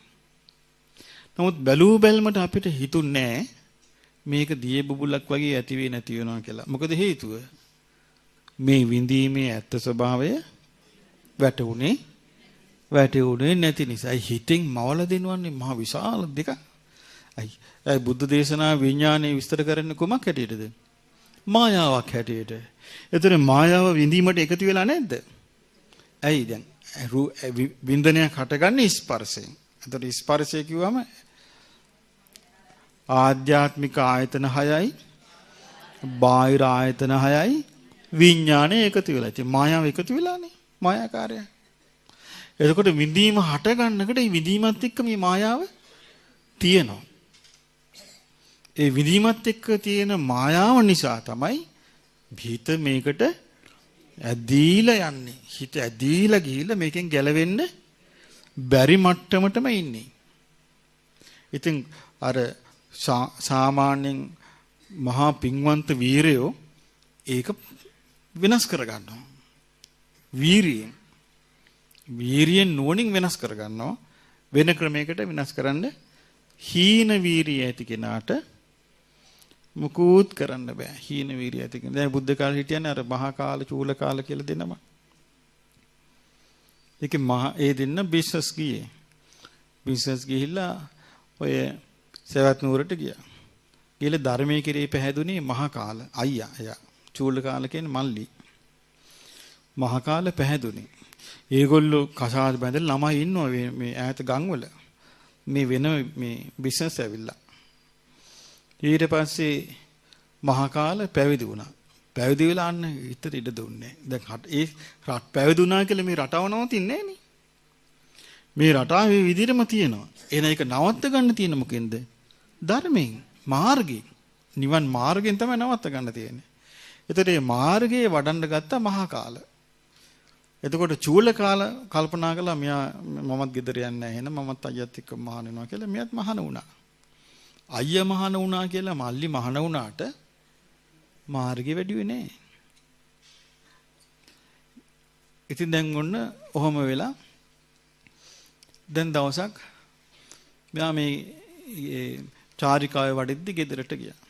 මල්ලි ස්වාමීන් වහන්සේ චූල කාල. ගියාම මෙයා බැඳපු ගෙදර මේ නෝන ආරාධනා කළා මේ දානට එන්න කියලා. බණ කියන්න. ගිහලා දානට ගියා ගෙදර. දානේ වැළඳුවා. වැළඳලා බණත් අහගෙන හිටියා. යන්න ලෑස්ති වුණා. දැන් ඉතින් ඇවිලි බොරු කිව්වා. සරන් දුන්නා. සරන් කමච දුන්නා. දැන් ඇඳගනින් මේවා කිව්වා. අපිව දාලා අපිට හොරෙන් ගිහිල්ලා මහානකම් කරන්න කියලා ඇඳගනින් කිව්වා මේවා. ඊට මොකද වුනේ? ඇයි? හිතට කිසිම සවියක් නැහැ. උපන්න වීරියක් නැහැ. උපදවාගත්තු ගුණයක් නැහැ. ඒකයි වුනේ. නිකන් මේ හැව ගලවන්නේ නැහැ සිවුර අයින් කළා. අයින් කළා ඔන්න සරන් ඇඳගත්ත ඔන්න ගෙදර ඉන්නෝ දැන්. එතකොට අයියාගේ උන්ද එයත් කල්පනා කළා. මොකද්ද? හරි. මල්ලිව ගෙන්න ගත්තා. නංගියේ මාත් ගෙන්න ගන්නම් කිව්වා. කියලා ඔන්න ආරාධනා කළා. දාන්ට වඩින්න කියලා. ආරාධනා කළාම බුදුරජාණන් වහන්සේත් ගිහලා කිව්වා මෙන්න මෙම ස්වාමීනි අම්මා මල්ලි සිවුරු ඇරලා දැන් ඔන්න ආරාධනාවක් කළා දානට කියලා. මේ භාග්‍යතුන් වහන්සේ නම් දානට මේ මං වඩින්න මේ බාරගත්තා කිව්වා. ඒ කියන්නේ බුදුරජාණන් වහන්සේ චාරිකාවේ වැඩලා දැන් ওই ගමට වැඩලා ආරාධනාව ආවේ. බුදුරජාණන් වහන්සේ බාර ගන්නයි කිව්වා. ඒ උන්වහන්සේ දන්නවා මේ රහතන් වහන්සේ කොල්ලන්න බෑ. ඇයි අර තෘෂ්ණාගංග ගලන්නේ නෑ. තෘෂ්ණාගංග නෑ. පටිච්චසමුප්පාදේ නෑ. ඊට පස්සේ ගෙදරට වැඩියා. ඉතින් ඊට පස්සේ බුදුරජාණන් වහන්සේ දානි වන්දලා ඉවරලා ඒ මහා කාල තෙරුන්ට කියනවා මහා කාල ඉන්න ඔබත් අද ධර්මයේ කියන්න කියලා බුදුරජාණන් වහන්සේ සංඝයාත් එක්ක පිටත් වෙනවා. දන්නේ නැති මිනිස්සු කලබල වෙනවා හරි වැඩේ ඒක විපතක් වෙලා. මොකද්ද? කලුනිත් උම තමයි දාන්නට වෙලා බණ කියන අතරලා මේ විපත්තිය වුනේ. ඔන්න දැන් බුදුරජාණන් වහන්සේ මේ උන්වහන්සේ නතර කොල්ලම ගියා. ඒ මොඩ මිනිස්සු ඉක්මනට කලබල වෙනව නේද? ඒ අර්ථය හොයාගන්න බැරුව. ඉතින් ඒ බණ කිව්වා. බණ කිව්වන් පස්සේ අර ඒ හිටපු ඒ නෝන්ලා ටික අඳුන් අකුලන් හිටියා මේ වෙලාවට පටන් ගන්නම් කියලා. දැන් බණ කියලා යන්න ලෑස්ති වුණාම අර වගේ එහෙම යවිලි කොහෙද? දැන් මේක ඇඳ ගන්න කියලා සරන් දුන්නා. මොකද වුනේ? උන්වහන්සේ අහසට ටික ටික පොළවෙන් උඩට යනවා. අහසට ගියා. ගෑනු ටික බලන් හිටිය කට ඇරන්. ඇයි ගෑනුන්නේ උපාය වැරදුනා. එතකොට බලන්න අර කලින් හිටපු උන්වහන්සේ අහුණිය මොකක් නිසාද? ඒ පටිච්චසමුප්පාද ධර්මයේ පටිච්චසමුප්පාදය තමන් තුළ ක්‍රියාත්මක වෙද්දී ඒකට එරෙහිව උපදවාගත්තු ධර්මයක් නැහැ.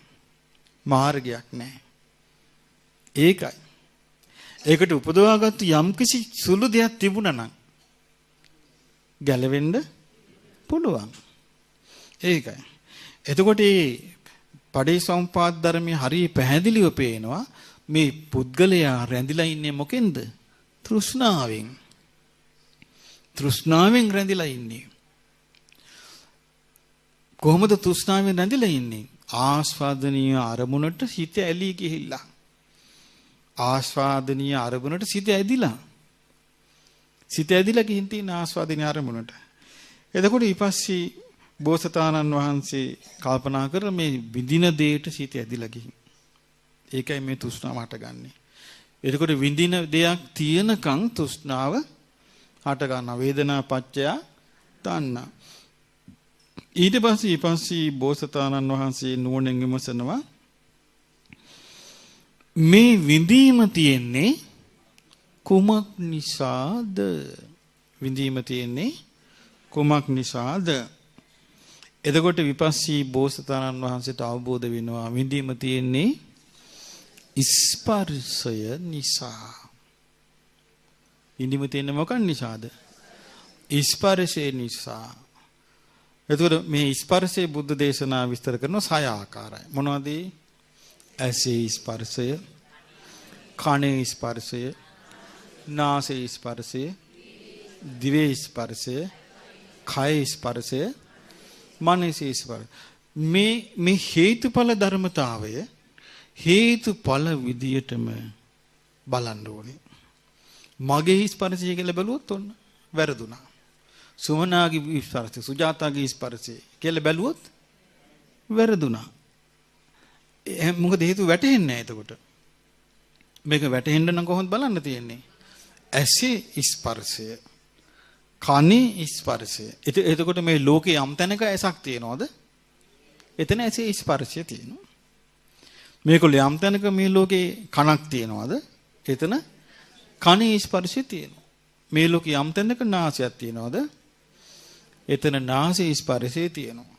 මේ ලෝකේ යම් තැනක දිවක් තියෙනවද? එතන දිවේ ස්පර්ශය තියෙනවා. මේ ලෝකේ යම් තැනක ශරීරයක් තියෙනවද? එතන ශරීරී ස්පර්ශය තියෙනවා. මේ ලෝකේ යම් තැනක හිතක් තියෙනවද? මනසේ ස්පර්ශය තියෙනවා. දැන් එතකොට අපිට පේනවා මේ චූටි සත්තු ඉන්නවා මේ ඇස කන නාසය තියෙන. එහෙනම් මේ සතාටත් ඒ විදිහටම ස්පර්ශය තියෙනවා. ලොකු සත්තු ඉන්නවා. ඒ සතාටත් ඒ විදිහටම ස්පර්ශය තියෙනවා. මොහොතේ සත්තු ඉන්නවා. ඒ සතාටත් ඒ විදිහටම ස්පර්ශය තියෙනවා. විවිධ જાතියින් ඉන්න මිනිස්සු අතර ඒ හැමෝටමත් ඒ විදිහටම ස්පර්ශය තියෙනවා. මොකද්ද ඒ ස්පර්ශය? ඇසේ ස්පර්ශය, කනේ ස්පර්ශය, නාසයේ ස්පර්ශය, දිවේ ස්පර්ශය, කයේ ස්පර්ශය, මනසේ ස්පර්ශය. එතකොට ස්පර්ශය කියන්නේ මොකද්ද? තින්නම් සංගති පස්සෝ. තින්නම් සංගති. සංගති කියන්නේ එකතු වීම. තුනක එකතු වීම ස්පර්ශයයි. මට මතකයි අපි පොඩි කාලේ ඉගෙන ගත්තේ ගැටීම ස්පර්ශයයි කියලා. අරමුණු ගැටීම. මේකේ අරමුණු ගැටීමක් නෙමෙයි වෙන්නේ. අරමුණු එකතු. මම හිතන්නේ ඒ කාලේ ගැටීම කියලා අදහස් කරන්න ඇත්තේ ඒ වචනේ තමයි. මොකද අපිට තේරුනේ නැහැ. තින්නම් සංගති පස්සෝ. සංගති සමவாயෝ කියලා වචනේ ධර්මයේ විස්තර වෙනවා. සමவாயෝ කියන්නේ එකට එකතු වීම. සංගති කියන්නේ එකතු වීම. මොකක්ද එකතු වෙන්නේ? තින්නම් තුනක්. තින්නම් සංගති පස්සෝ. තුනක එකතු වීම ස්පර්ශයයි. මොනද ඒ තුන? ඔව් ඇසේ ස්පර්ශය වෙනකොට ඇසයි රූපයයි විඥානයි. කනේ ස්පර්ශය කියන්නේ කනයි ශබ්දයයි විඥානයි. නාසයේ ස්පර්ශය කියන්නේ නාසයයි ගන්ධ සුවඳයි විඥානයි. දිවේ ස්පර්ශය කිව්වේ දිවයි රසයයි විඥානයි. කයේ ස්පර්ශය කිව්වේ කයයි පහසයි විඥානයි. මනසේ ස්පර්ශය කිව්වේ මනසයි අරමුණුයි විඥානයි. එතකොට ස්පර්ශය හටගන්නේ ඔය හයේ. ස්පර්ශය හටගන්නේ යම් තැනකද විඳීම හටගන්නේ එතන. විඳීම හටගන්නේ යම් තැනකද තණ්හාව හටගන්නේ එතන.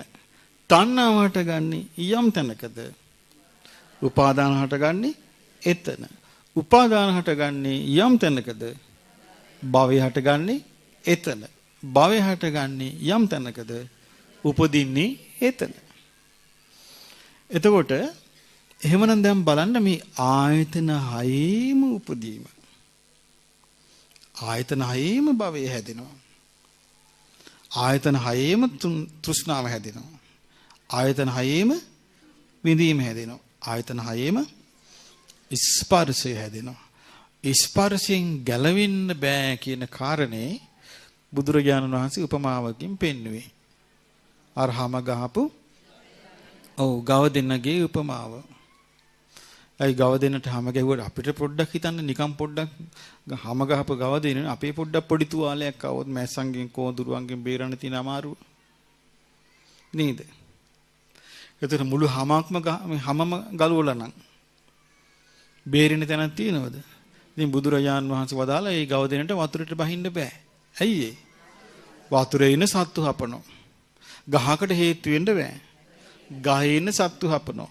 එලිමහනේ ඉන්නත් බෑ. එලිමහනේ ඉන්න සත්තු හපනවා. මේ වගේ කියනවා ස්පර්ශය. ස්පර්ශය ආවට පස්සේ විඳීමෙන් මග අරින්න පුළුවන්ද? විඳීමෙන් මග අරින්න බෑ. ස්පර්ශය ආවහම විඳිනවා මයි.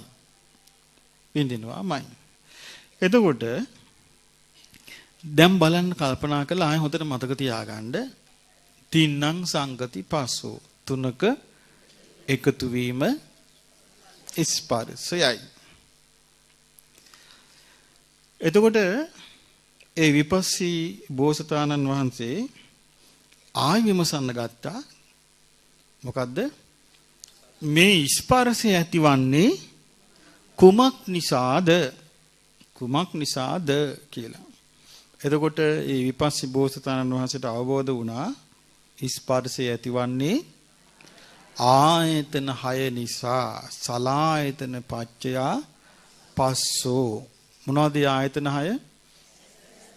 ඇස, කන, නාසය, දිව, කය, මනස ආයතන 6.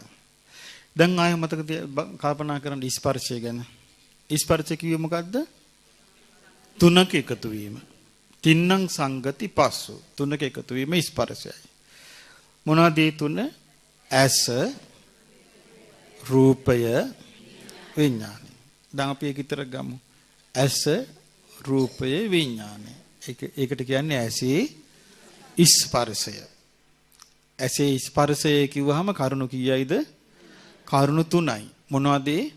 ඇසයි, රූපයයි, විඥානයයි. ඒතර ඇසයි, රූපයයි, විඥානයයි කියන්නේ ඇසේ ස්පර්ශය. එතකොට ඇසේ ස්පර්ශය වෙන්න එතකොට කරුණු 3ක් එකතු වුණානේ. මොනවද? ඇසයි, රූපයයි, විඥානය. දැන් එතකොට අපි ඊට පස්සේ ඊළඟට ආපු ප්‍රශ්නේ මොකද්ද? ඒ ස්පර්ශය ඇති වුණේ ඇයි? මොකද්ද ස්පර්ශය ඇති වෙන්න හේතු උනේ? එතකොට අවබෝධ වුණා මොකද්ද? ඔව් ආයතන 6. අපි ගත්තොත් ඇස. එතකොට ඇසක් තිබුණා. එතකොට ඇසක් තිබීම නිසා ස්පර්ශය ඇති වුණා. ඇසක් තිබීම නිසා ඇති වෙච්ච ස්පර්ශය මොකද්ද? ඇසයි, රූපයයි, විඥානේ කොහොමද තෙන්ට ආවේ? දේශනාවේ තියෙනවා ද්වයංකෝ පටිච්ච භික්ඛවේ විඥානස්ස සම්භවෝ හෝති. මහණෙනි දෙකක් නිසා විඥානේ උපදී. ඇසත් චක්කුංච පටිච්ච රූපේ උපජ්ජති චක්කු විඥානං. ඇසත් රූපයත් නිසා ඇසේ විඥානේ උපදී. තින්නම් සංගති පස්සෝ. ඒ තුනේ එකතු වීම ස්පර්ශයයි. එතකොට විඥානේ උපදින්නේ 3ක් නිසා නෙමෙයි. 2ක් නිසා. මොකද්ද මේ දෙක? ඇසයි, රූපයයි. ඇසයි, රූපයයි නිසා ඇසේ විඥානේ උපදිනවා. ඊළඟට කනයි, ශබ්දයයි නිසා කනේ විඥානේ උපදිනවා. එතකොට දැන් මෙහෙම කල්පනා කරන්න. ඇසයි, රූපයයි නිසා ඇසේ විඥානය උපදිනවා. එතකොට එතන කීයක් තියෙනවද? ඇසයි, රූපයයි නිසා ඇසේ විඥානය උපදී. කීයක් තියෙනවද? 3යි. හොඳට බලන්න ආයෙ කල්පනා කරලා. ඇසයි, රූපයයි නිසා ඇසේ විඥානය උපදී. දැන් කීයක් තියෙනවද? 3යි. මොකද්ද? ඇසයි, රූපයයි, ඇසේ විඥානයයි. හොඳට අහගන්න. ඇසත් රූපයත් නිසා ඇසේ විඥානය උපදී. එතකොට කීයක් තියෙනවද එතන? 3ක් තියෙනවා. මොකද්ද? ඇසයි, රූපයයි, විඥානයයි. එතකොට ඇසේ විඥානය උපදින්න හේතු වුණේ 2යි. ඇසයි, රූපයයි. ඇසත් රූපයත් නිසා ඇසේ විඥානය එකතු වුණා. එතකොට 3යි. ඒ 3 නිසා ඒ 3 තමයි ස්පර්ශය. ඒ 3 නිසා විඳීම හටගන්නේ. එතකොට කනයි, ශබ්දයයි නිසා කනේ විඥානේ උපදී. එතකොට දැන් කීයද එතන? 3යි. මොනවද? කනයි, ශබ්දයයි, ඒ දෙක නිසා උපන්න විඥානයි. ඊළඟට නාසයත් ගඳ සුවඳ නිසා නාසයේ විඥානේ උපදී. එතකොට කීයද එතන? 3යි. මොනවද? නාසයයි, ගඳ සුවඳයි, විඥානය. එතකොට නාසයයි ගඳ සුවඳයි කියන දෙකයි. ඒ නාසයයි ගඳ සුවඳයි නිසා නාසයේ විඥානය ඇති වුණා. එතකොට එතන කීයක් දැන් තියෙනවද? 3ක් තියෙනවා. දිවයි රසයයි විඥානයයි. එතකොට දිවට රස දැනෙනවා. ඔන්න දිවට රසය ලං වුණා. එතකොට මොකද වෙන්නේ? දෙකක් තියෙනවා එතන. දිවයි රසයයි. ඒක දැනගත්තා. ඒ මොකද්ද උනේ? විඥානය හටගත්තා. එතකොට 3යි. කයයි පහසයි දෙක නිසා විඥානය හටගන්නවා. එතකොට එතන කීයද? 3යි. කයයි පහසයි කයේ විඥානය. ඒ 3 එකතු වුණා. ඔන්න මනස තියෙනවා. මනසට අරමුණක් එනවා. ආවහම මනසට අරමුණක් එනකොටම දැනගන්නවා. ඒක මනෝ විඥානය. එතකොට එතන කීයක් තියෙනවද? මනසයි අරමුණයි විඥානය. එතකොට විඥානේ හටගන්න කරුණු කීයක් ඕනද? විඥානේ හටගන්න කරුණු 2යි. දැන් කියන්නේ එහෙනම් ඇසි විඥානය ඇසයි රූපයයි නිසා කියලා කියන්නේ. එතකොට හරි. නිසා ඇසේ විඥානය. හරි. කය විඥානය. කයයි පහසයි නිසා. කය විඥානය හට ගන්නවා. මනසේ විඥානය. මනසේ අරමුණ නිසා මනසේ විඥානය හටගන්නේ. එතකොට නාසය විඥානය. නාසය ගන්ධ සුවඳයි නිසා. නාසය විඥානය. කනේ විඥානය. කන. එතකොට විඥානය හටගන්නේ කොහේද? දැන් ඔන්න මේ බලාගන්න බුද්ධ දේශනාව විස්තර කරන හැටි. චක්කුම් පටිච්ච රූපේ අසත් රූපයත් නිසා උපජ්ජති උපදී චක්කු විඥානං. අසත් රූපයත් නිසා උපදින්නේ ඇසේ විඥානයයි. එන විඥානය කොහෙද උපදින්නේ? ඇසේ. විඥානය උපදින්නේ රූපේ නෙමෙයි. විඥානය උපදින්නේ කොහෙද? ඇසේ. ඊළඟට විඥානය උපදින්නේ කොහෙද? කනේ. ඊළඟට විඥානය උපදින්නේ කොහෙද? නාසයේ. ඊළඟට විඥානය උපදින්නේ කොහෙද? දිවේ. ඊළඟට විඥානය උපදින්නේ කොහෙද? කයේ. ඊළඟට විඥානය උපදින්නේ මනසේ. ඊළඟ විඥානයේ බාහිර තැනක උපදින්නේ නැහැ. දැන් විඥානය උපදින තැන අපිට මේක තව තේරුම් ගන්න පුළුවන්. එතකොට විඥානය උපදින්නේ විශේෂ තැනක. සාමාන්‍ය තැනක විඥානය උපදින්නේ නැහැ. එතකොට විඥානය උපදින්නේ විශේෂ තැන් කීයක් තියෙනවද? 6යි. මොනවද මේ විශේෂ තැන් 6? ඇස, කන, නාසය, දිව, කය, මනස. මේ 6 තමයි විඥානය උපදින්නේ. දැන් අපි අපේ ජීවිතේ අපි පොඩි කාලේ එහෙම නැත්නම් අපේ තරුණ වයසේ එහෙම නැත්නම් අපි මේ ධර්මයේ ඉගෙන ගන්න කලින් අපිට තේරුණාද රූපයක් බලද්දි ඇහි විඥානේ ඉපදිලා මේ වෙන සිද්ධියක් කියලා?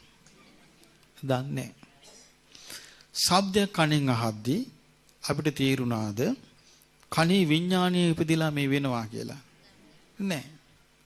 නාසයට ආග්‍රහණය කරද්දී අපට තේරුණාද නාසයේ විඥානය හරහා මේක වෙනවා කියලා? නැහැ. දිවට රස විඳිද්දී අපට තේරුණාද දිවේ විඥානය හරහා මේක වෙනවා කියලා? නැහැ. කයට පහසු දැනෙද්දී අපට තේරුණාද කය විඥානය හරහා මේක වෙනවා කියලා? නැහැ. මනසට අරමුණු එද්දී අපි හිතා හිටියා. එක්කේ අරමුණ රාග සහිත අරමුණක්. අපි ඔහි සරාගී විදිහට හිටියා. එහෙම නැත්නම් ඒක ද්වේෂ සහිත අරමුණක්. අපි ඒ ද්වේෂයෙන් අපි ඔහි ද්වේෂයෙන් පුපුරා අපි හික කල්පනා කර හිටියා. එහෙම නැත්නම් නිකන් මුලා වෙච්ච අරමුණක්. මුලාවටපත් වෙවි අපි හිටියා. අපිට මෙහෙම වෙලාද නැද්ද? මෙහෙම වෙලා තියෙනවා. එහෙම වෙවි අපි හිටියා. ඔහි හිටියා. එතකොට නමුත් අපි දැනගෙන හිටියේ නෑ මෙතන මෙහෙම සිද්ධි මාලාවක් අපේ ජීවිතය තුළ වෙමින් තියෙනවා කියලා. අපි දැනගෙන හිටියේ නෑ. ධර්ම ඉගෙන ගන්නකම්ම දැන් අපිට අවබෝධ වුණේ නැතත් අපි අහලා නැද්ද දැන්? මෙහෙම දෙයක් මේ වෙන්නේ කියලා. අපි මෙහෙම දෙයක් දැන් වෙන්නේ කියලා අපි දැන් අහලා තියෙනවා. අපි මේ ඔක්කොම කතා කරන්නේ දුක ගැන. මේ හැම එකක්ම මොකේටද ආйти? දුකටයි. මේ අපේ දුකේ ඇන්ජිමේ දුක නැමැති ඇන්ජිමේ කෑලි තමයි මේ ගලෝ මේ බලන්නේ. මේ බලනකට තමයි අපිට තේරුම් ගන්න පුළුවන් වෙන්නේ මේක මැවුම්කාරයෙකුගේ වැඩක් නෙවෙයි. මේක ඉබේ හටගත්තු දෙයක්වත් නෙමෙයි. මේක මේ හේතු සමූහයකින් හේතු සමූහයක් නිරන්තරයෙන්ම වැඩ කර සිද්ධ වෙන එකක්. හේතු සමූහයක් නිතර වැඩ කිරීම නොනවත්වා වැඩ කිරීමෙන් සිදුවෙන එකක් කියලා අපිට මේක තේරුම් ගන්න පුළුවන්කම තියෙන්නේ. ඉතින් පින්වත්නි මේ ආයතන 6 තමයි මේ දුකට උවමනා කරන දොරටු සැපෙව්වේ. මේ ආයතන 6න් නෙමෙයිද අපිට මේ ඇහෙන් නෙමෙයිද අපිට මේ රූපේ පෙන්වන්න පාර කැපුවේ. ඇහැ. එතකොට ඔබ හිතන්න එපා මේ ඇහැ නොපෙනුනොත් අපි ඒ පස් ඉවර වෙයිද? කණෙන් ඇහෙන්නේ නැත්තම් ඇහැට පේන්නේ නැත්තම් එහෙම ඉවර වෙන්නේ නැහැ. ඇයි මේ ලෝකේ තියෙනවා සමහර උප්පත්ති. බුදුරජාණන් වහන්සේ දේශනා කළ තිනේකට අසඤ්ඤ සත්ව කියලා. අසඤ්ඤ සත්ව කියන්නේ සංඥාවක් ගන්නෙ නැහැ. නමුත් එතන ඉපදිලා ඉන්නවා. දැන් අපිට සංඥාවක් ගන්න නැති අවස්ථාවක් අපේ තිබුණොත් මොන වගේ අවස්ථාවක්ද? ගැඹුරු නිින්ද. දැන් අපි ගැඹුරු නිින්දේ අපි ඉන්නවා කියමු. දැන් ඔබ සමහර අවස්ථාවලදී ඔපරේෂන් වලට එහෙම ඔබ සිහි නැති කළා නැද්ද? සිහි නැති කරාම ඔබට ටික ගැඹුරු නිින්දක් ගියා වගේනේ. ඇහැරිච්ච ගමන් ප්‍රශ්න ටික ආපහු ඒ විදිහටම නැද්ද? ප්‍රශ්න ටික ආපහු ඒ විදිහටම තියෙනවා. ඉතින් මේ වගේ සමහරු හිතනවා නෑ මේ ආයතන 6 නිසානේ අපි මේ දුක් විඳින්නේ. එක්ක මේ සිතයි කයයි නිසානේ අපි මේ දුක් විඳින්නේ. එහෙනම් මේ දුක් විඳින්නේ සිතයි කයයි නිසා නම් කුමක් නැත්තම් මේ දුක නැති වෙයිද? සිතක් කයත් නැත්තම් මේ දුක නැහැ නෝය කියලා කෙනෙක් කල්පනා කරනවා.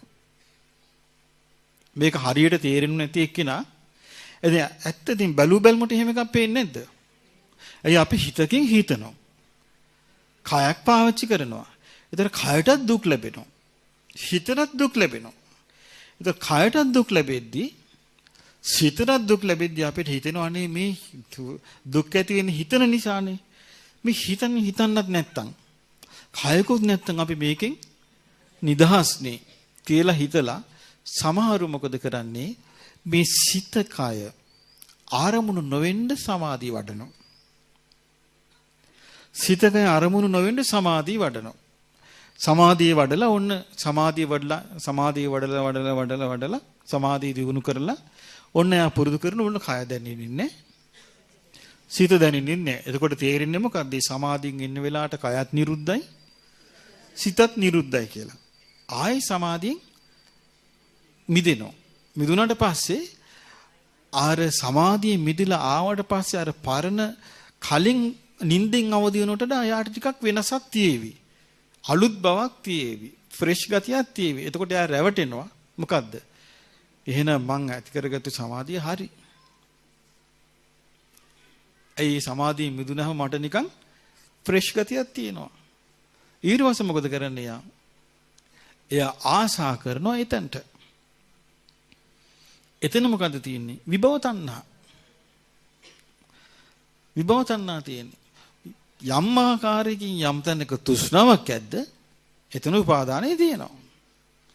උපාදානය යම් තැනක ඇද්ද? එතන භවය තියෙනවා. භවය යම් තැනක ඇද්ද? විපාක පිණිස කර්ම හැදෙනවා එතන. ඊට පස්සේ උපදිනවා සංඥාවක් නැති ලෝකෙක. දැන් බලන්න ඉතින් බුදු කෙනෙකුට මිසක් සංඥාවක් නැති ලෝකයක් තියෙනවා කියලා වෙන කවුරු නම් මේක හොයාගන්නද? එයි දැන් සාමාන්‍ය ලෝකයට යන්තම්වත් ගෝචර වෙයිද මොකක්වත් නැති තැනක්. නෑනේ. දැන් අපි ගත්තොත් කළුවර ආකාශය. දැන් කිසිම උපකරණයකින් ජීවියෙ පේන්නේ නෑ. එතකොට එතන ඉපදීමක් තියෙනවා. ඉපදිච්ච සත්වයෝ ඉන්නවා කියලා ලෝකෙ වෙන කවුරුවත් දැනගනීද? බුදුරජාණන් වහන්සේ දැනගත්තනේ. මෙතනත් ඉපදිලා ඉන්නවා. මෙතනත් ඉපදිච්ච සත්වයෝ ඉන්නවා කියලා. සංඥාවක් නැති ලෝක තියෙනවා. ඒ ලෝකේ කර්ම විපාකේ තියෙනකන් ඉඳලා ඒකෙන් ආයෙත් චුත වෙනවා. චුත වුණාට පස්සේ මොකද වෙන්නේ? ආයෙමත් චුතියක් යම් තැනකද උපතක් එතන තියෙනවා. ඒ නිසා මේ ස්වභාවය නිසා මේ ආයතන 6 ඇස කන නාසය දිවකය මනස කියන ආයතන 6න් නිදහස් වෙන්න නම් ආයතන 6 උපද්දවන රටාවෙන්ම නිදහස් වෙන්න ඕනේ. දැන් අපිට ආයතන 6 ඉපදුනානේ. අපි පෙර ආත්මයක මැරුණා. අපි කවුරුත් කලින් ආත්මේ මලා. කලින් ආත්මේ නොමැරෙන්න මේ ආත්මේ උපදිනවද? නෑනේ. අපි කලින් ආත්මේ මැරුණා. අපි දන්නේ අපි කොයි හිටියද කොතන හිටියද මක් වෙලාද අපි මලේ කියලා. ඔන්න අපි මැරුණා. මැරිලා මොකද වුනේ? මැරිලා කර්මානුරූපව ඒ කිව්වේ භවයට අනුව කර්ම විපාකයේ හැදිලා තියෙන රටාවට අනුව මව කුසකට ගියා. මොකද්ද ගියේ? විඥානේ. ඒ විඥානීය මව කුසකට ගිහින් ඒ මව කුසේ තමයි අනිත් කරුණු කාරණා එකතු වෙලා ඇහැක් හැදුනා.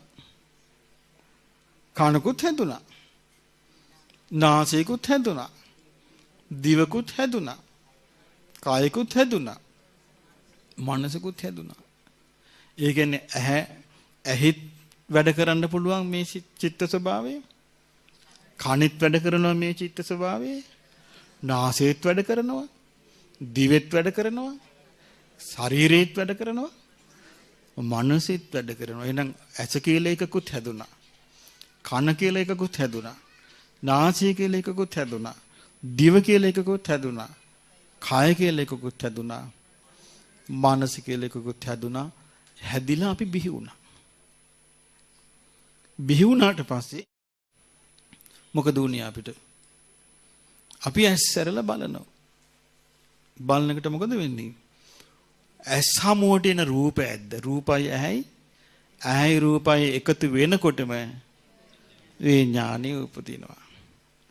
කනයි ශබ්දයයි එකතු වෙනකොටම විඥානෙ උපදිනවා. නාසයයි ගඳ සුවඳ එකතු වෙනකොටම විඥානෙ උපදිනවා. දිවයි රසයයි එකතු වෙනකොටම විඥානෙ උපදිනවා. කයයි පහසයි එකතු වෙනකොටම විඥානෙ උපදිනවා. මනසේ ආරමුණ එකතු වෙනකොට විඥානෙ උපදිනවා. එතකොට මේ ආයතන 6 නිසා තමයි අපිට මේ ස්පර්ශය ඇති උනේ. දැන් අපිට බේරෙන්න බෑ. එතකොට හැබැයි බේරෙන්න ක්‍රමයක් බුදුරජාණන් වහන්සේගේ ධර්මයේ තුල විස්තර කරනවා. දැන් අපි ගත්තොත් මේ වේදී අපි ගොඩාක් පව් වලින් වැළකීලා ඉන්නේ මොකක් නිසාද? සීල නිසා. සීලය කියලා සංවරය කියලා එකක් බුදුරජාණන් වහන්සේ ඉගැන්වුවේ නැත්තම් අපි මේ වෙද්දි ගොඩාක් පව් කරගත්තු අය නෙමෙයිද? වචනෙන් හොඳ හැටියට පොට්ටනි බැඳලා මේ වෙද්දි ගෙනියන්න හොඳට පොට්ටනි ගහලා වචනෙන්.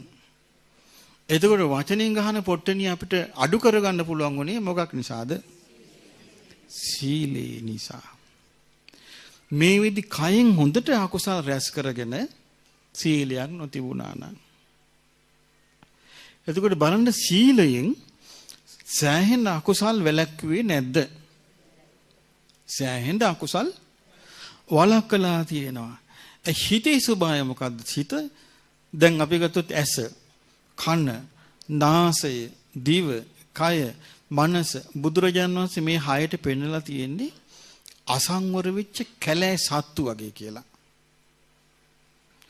අසංවර වෙච්ච කැලෑ සත්තු 6 දෙනෙක් කියලා තමයි මේ හයට කියලා තියෙන්නේ. එතකොට මේ අසංවර වෙච්ච කැලෑ සත්තු 6 දෙනෙක් නම් කෙනෙක් ගාව ඉන්නේ. ඒ කෙනා කාර්දරයක වැටෙයිද යහපතට යයිද? කාර්දරයකම වැටෙන්නේ. ඇයි හේතුව? අසංවර වෙච්ච කැලෑසැත්තු 6 දෙනෙක් එක්කයි එයා ඉන්නේ. ඒතර බුදුරජාන් වහන්සේ ඒ කාලේ භික්ෂුන් වහන්සේලා විස්තර කරලා තින්නේ කොහොමද?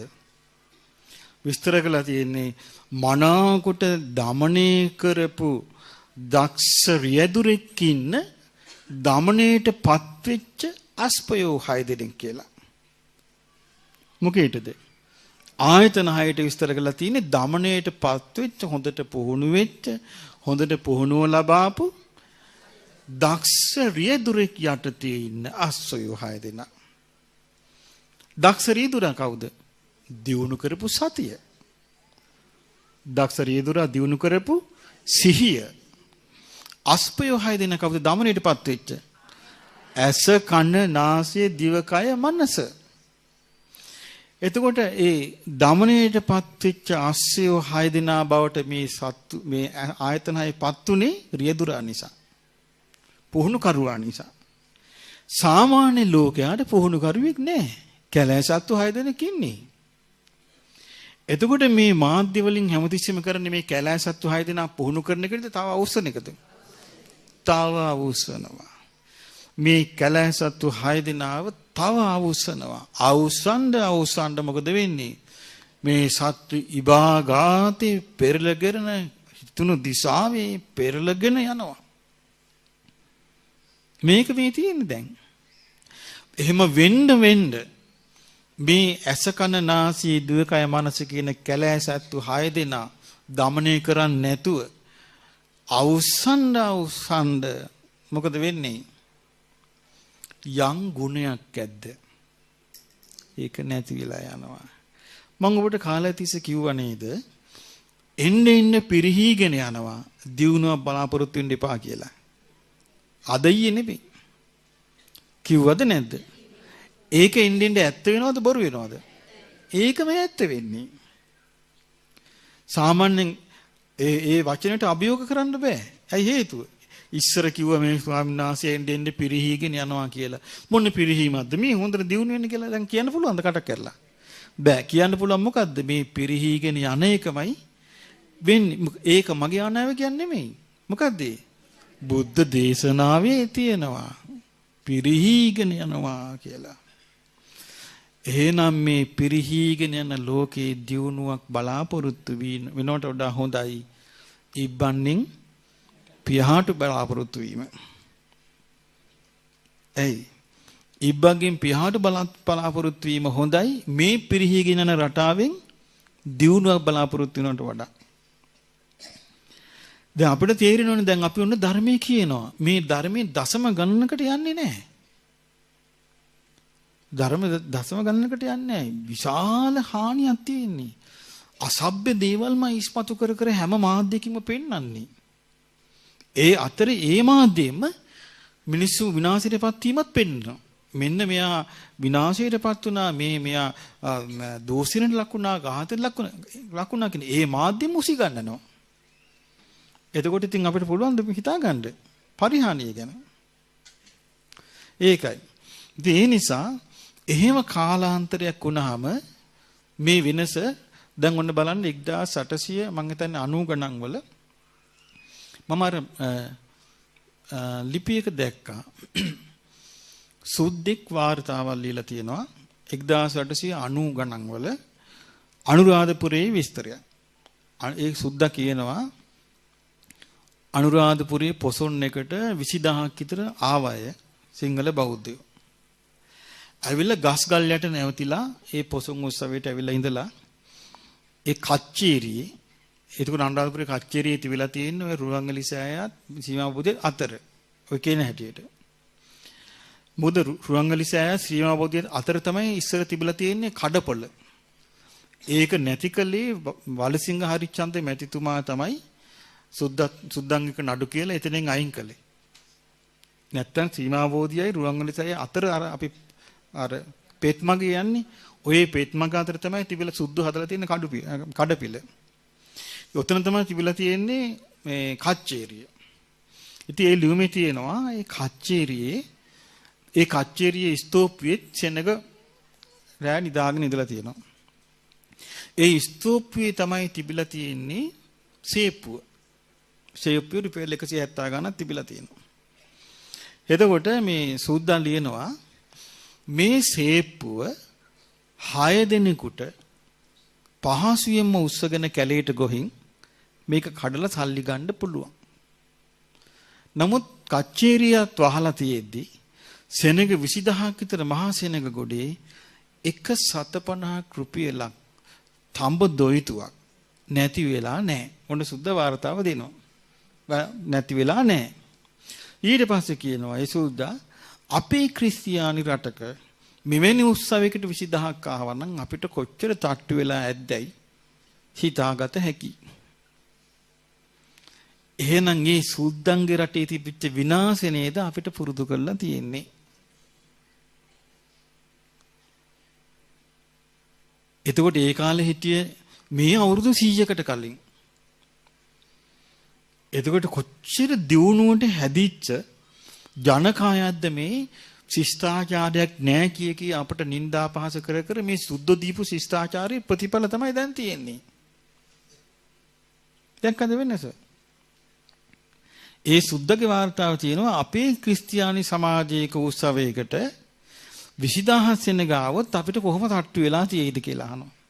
එහෙනම් ඒ රටේ තිබිච්ච හොරකම්, මැරකම්, දූෂණ, බේබදුකම්, සල්ලාලකම් අපේ රටේ තිබ්බේ නැති ගානයි. අපේ රටේ තිබුණේ නැහැ. ඒ නිසා දැන් කට්ටිය එකතු වෙලා සිංහලයන්ට බනිනවා, බුද්ධ ආගමට බනිනවා, ධර්මයට බනිනවා, සමහර අපිට බනිනවා. අපිත් වග කියන්න ඕනෙලු මේවට. ඒ විනාශ වලට. ඒ මොකද හේතුව මොලේ නරක් වෙලා. වග කියන්න ඕන අපි නෙමෙයි. වග කිය යුතු එතකොට බැනුම් අහන්න ඕන අය ප්‍රශංසා ලබනවා. ප්‍රශංසා ලබන්න ඕන අය බැනුම් අහනවා. බලන පරිහානිය හැටි. එතකොට මේ කොහෙවත් ඉන්න කෙනෙක් දෝෂණය කරාම අපිට බැනුම් අහන්න ඕනේ. ඊට පස්සේ විසඳුම හැටියට කියනවා එල්ලාම අරාපන්. දැක්කද මේ නැහැටි?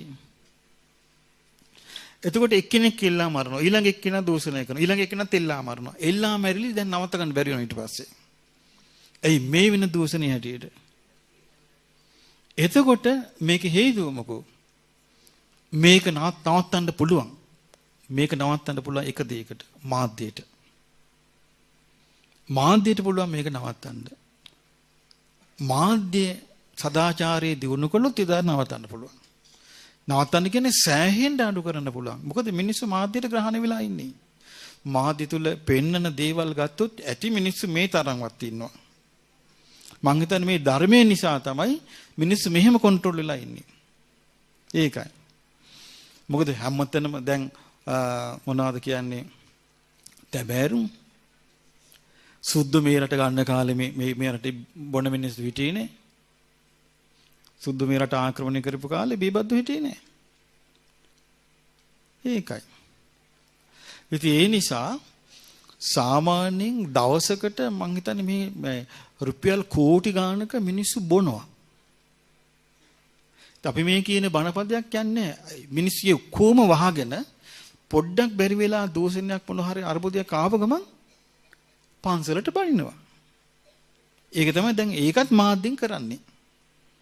වැරදිකාරය වෙන කවුරුවක්. එතකොට හොඳට මේ මොනවද කියන්නේ ලයිසන් දීලා තැබෑරුම් දාලා මේව හොඳට කරගෙන යනවා. හොඳට බොණ්ඩ දීලා තියෙනවා.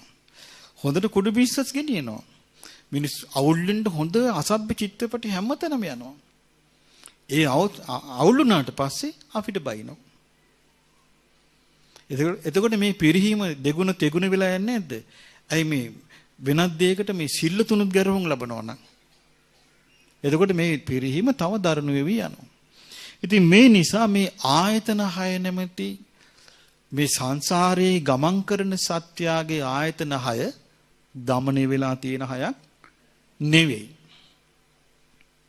සංසාරේ ගමන් කරන සත්‍යයේ ආයතන 6 දමණය වෙච්ච ආයතන 6ක් නෙවෙයි. එහෙනම් මොකද්ද? දමණය නොවෙච්ච, සංවර නොවෙච්ච, අසහනයටපත් වූ, පීඩාවටපත් වූ ආයතන 6ක්. එතකොට දමණය නොවෙච්ච අසංවර ආයතන 6කින් පුළුවන් ද කෙනෙකුට නිදහසක් බලාපොරොත්තු වෙන්න? බෑ. පුළුවන් ද කෙනෙකුට දියුණුවක් බලාපොරොත්තු වෙන්න? බෑ. පුළුවන් ද කෙනෙකුට ආරසාව බලාපොරොත්තු වෙන්න? බෑ. ඇයි? ඒ ආයතන 6 අසංවර භාවයත් එක්ක තමයි දිගින් දිගට මේ අර්බුදේ තියෙන්නේ. ඉතින් ඒ නිසා බුදුරජාණන් වහන්සේ පහළ වෙලා ඉස්සල්ලාම දේශනා කළ එකයි මහණෙනි මේ සංවර කරගන්න කිව්වා. ඒකට කියන්නේ මොන සීලය කියලාද? ඉන්ද්‍රිය සංවර සීලය කියලා කියනවා. ඇස සංවර කරගත්තා, කන සංවර කරගත්තා, නාසය සංවර කරගත්තා, දිව සංවර කරගත්තා, කය සංවර කරගත්තා, මනස සංවර කරගත්තා. දැන් එක තැනක තියෙන අනුරාධපුර යුගයේ එක භික්ෂුන් වහන්සේ නමක් ඔන්න අට්ටික භාවනාව වඩනවා. අටසකිල්ල විතර මෙනෙහි කළා ඒකම මෙනෙහි කර ඉන්නවා. ඉඳලා ඒ භාවනාවෙම ඒ භික්ෂුන් වහන්සේ අනුරාධපුරයේ ඉඳලා මිහින්තලයට වඩිනවා. එතන මිහින්තලයේ පැත්තේ පවුලක ආරවුලක් හදාගෙන එක ගෑණියෙක් කෙනෙක් අනුරාධපුර පැත්තට යනවා. ඊට පස්සේ ඒ ගෑණියෙක් කෙනා මගදී මේ භික්ෂුන් වහන්සේ දකිනවා. දැකලා හයියෙන් hina වෙනවා. hina වෙනම භික්ෂුන් වහන්සේ ඇස්සරල බැලුවා. බැලුවම දැක්කේ මොකද්ද? ඇටසැකිල්ල. ආයෙත් බිම් බලාගෙන භික්ෂුන් වහන්සේ වඩිනවා. ඔය අතරේ මේ gedara උණ්ඩෑ කොයි පැත්තෙන්ද ගියේ කියලා බලන්න අර පිරිමි එක්කෙනා එනවා. එනකට හාමුදුරුව හම්බ වුණා. අයුවා ස්වාමීනි මේ පළාතේ ස්ත්‍රියාවක් ගියාද කියලා ඇහුවා. ස්ත්‍රියාවක් පුරුෂයෙක් කියලා දන්නේ නැහැ. ඇටසැකිල්ලක් නම් ගියා කිව්වා. දැන් එතකොට ඒ කාලේ ඒ කියමන ඒ කාලේ ප්‍රශංසාව ලැබුවා. ගෞරවය ලැබුවා. ඒක ධර්මයේ දියුණුවක් කියලා පිළිගත්තා. මේ කාලේ කවුරු කිව්වනම් හරි වැඩි මට ඇටසැකිල්ලක් පේනවනේ බලද්දි මිනිස්සු පේන්නේ නැහැ. ඊට මොකද වෙන්නේ? ඇදන් යනවා දොස්තර ගාවට. මේ බලන්න මේ මොකද්ද කරගෙන ගිල්ලන්න මේ භාවනා කරන්න ගිහලා මේ කරගත්තු දෙයක් ඔන්න ඇටසැකිලි පේන්නේ කියනවා. ඊට පස්සේ අපි බැනුම් අහපි. දැක්කද පරිහානිය? ඊට පස්සේ කියනවා හරි වැඩි මට කලින් වගේ පේන්නේ මොකද්ද මේ වෙන්නේ? ඇයි හේතුව? මේ අවුල මේ. ඒ කියන්නේ ඇත්ත ස්වභාවයට ඉඩක් නැහැ. එතකොට තේරුම් ගන්න මේ ධර්ම ප්‍රචාරය කොච්චර දුෂ්කර වූ දෙයක්ද කියලා මේ කාලේ. අතිශයම දුෂ්කර වූ දෙයක්. ඉතින් බුදුරජාණන් වහන්සේ පහළ වෙලා මේ ලබා දීපු ධර්මයේ අපට අවබෝධ කරගන්න වාසනාව ලැබේවා.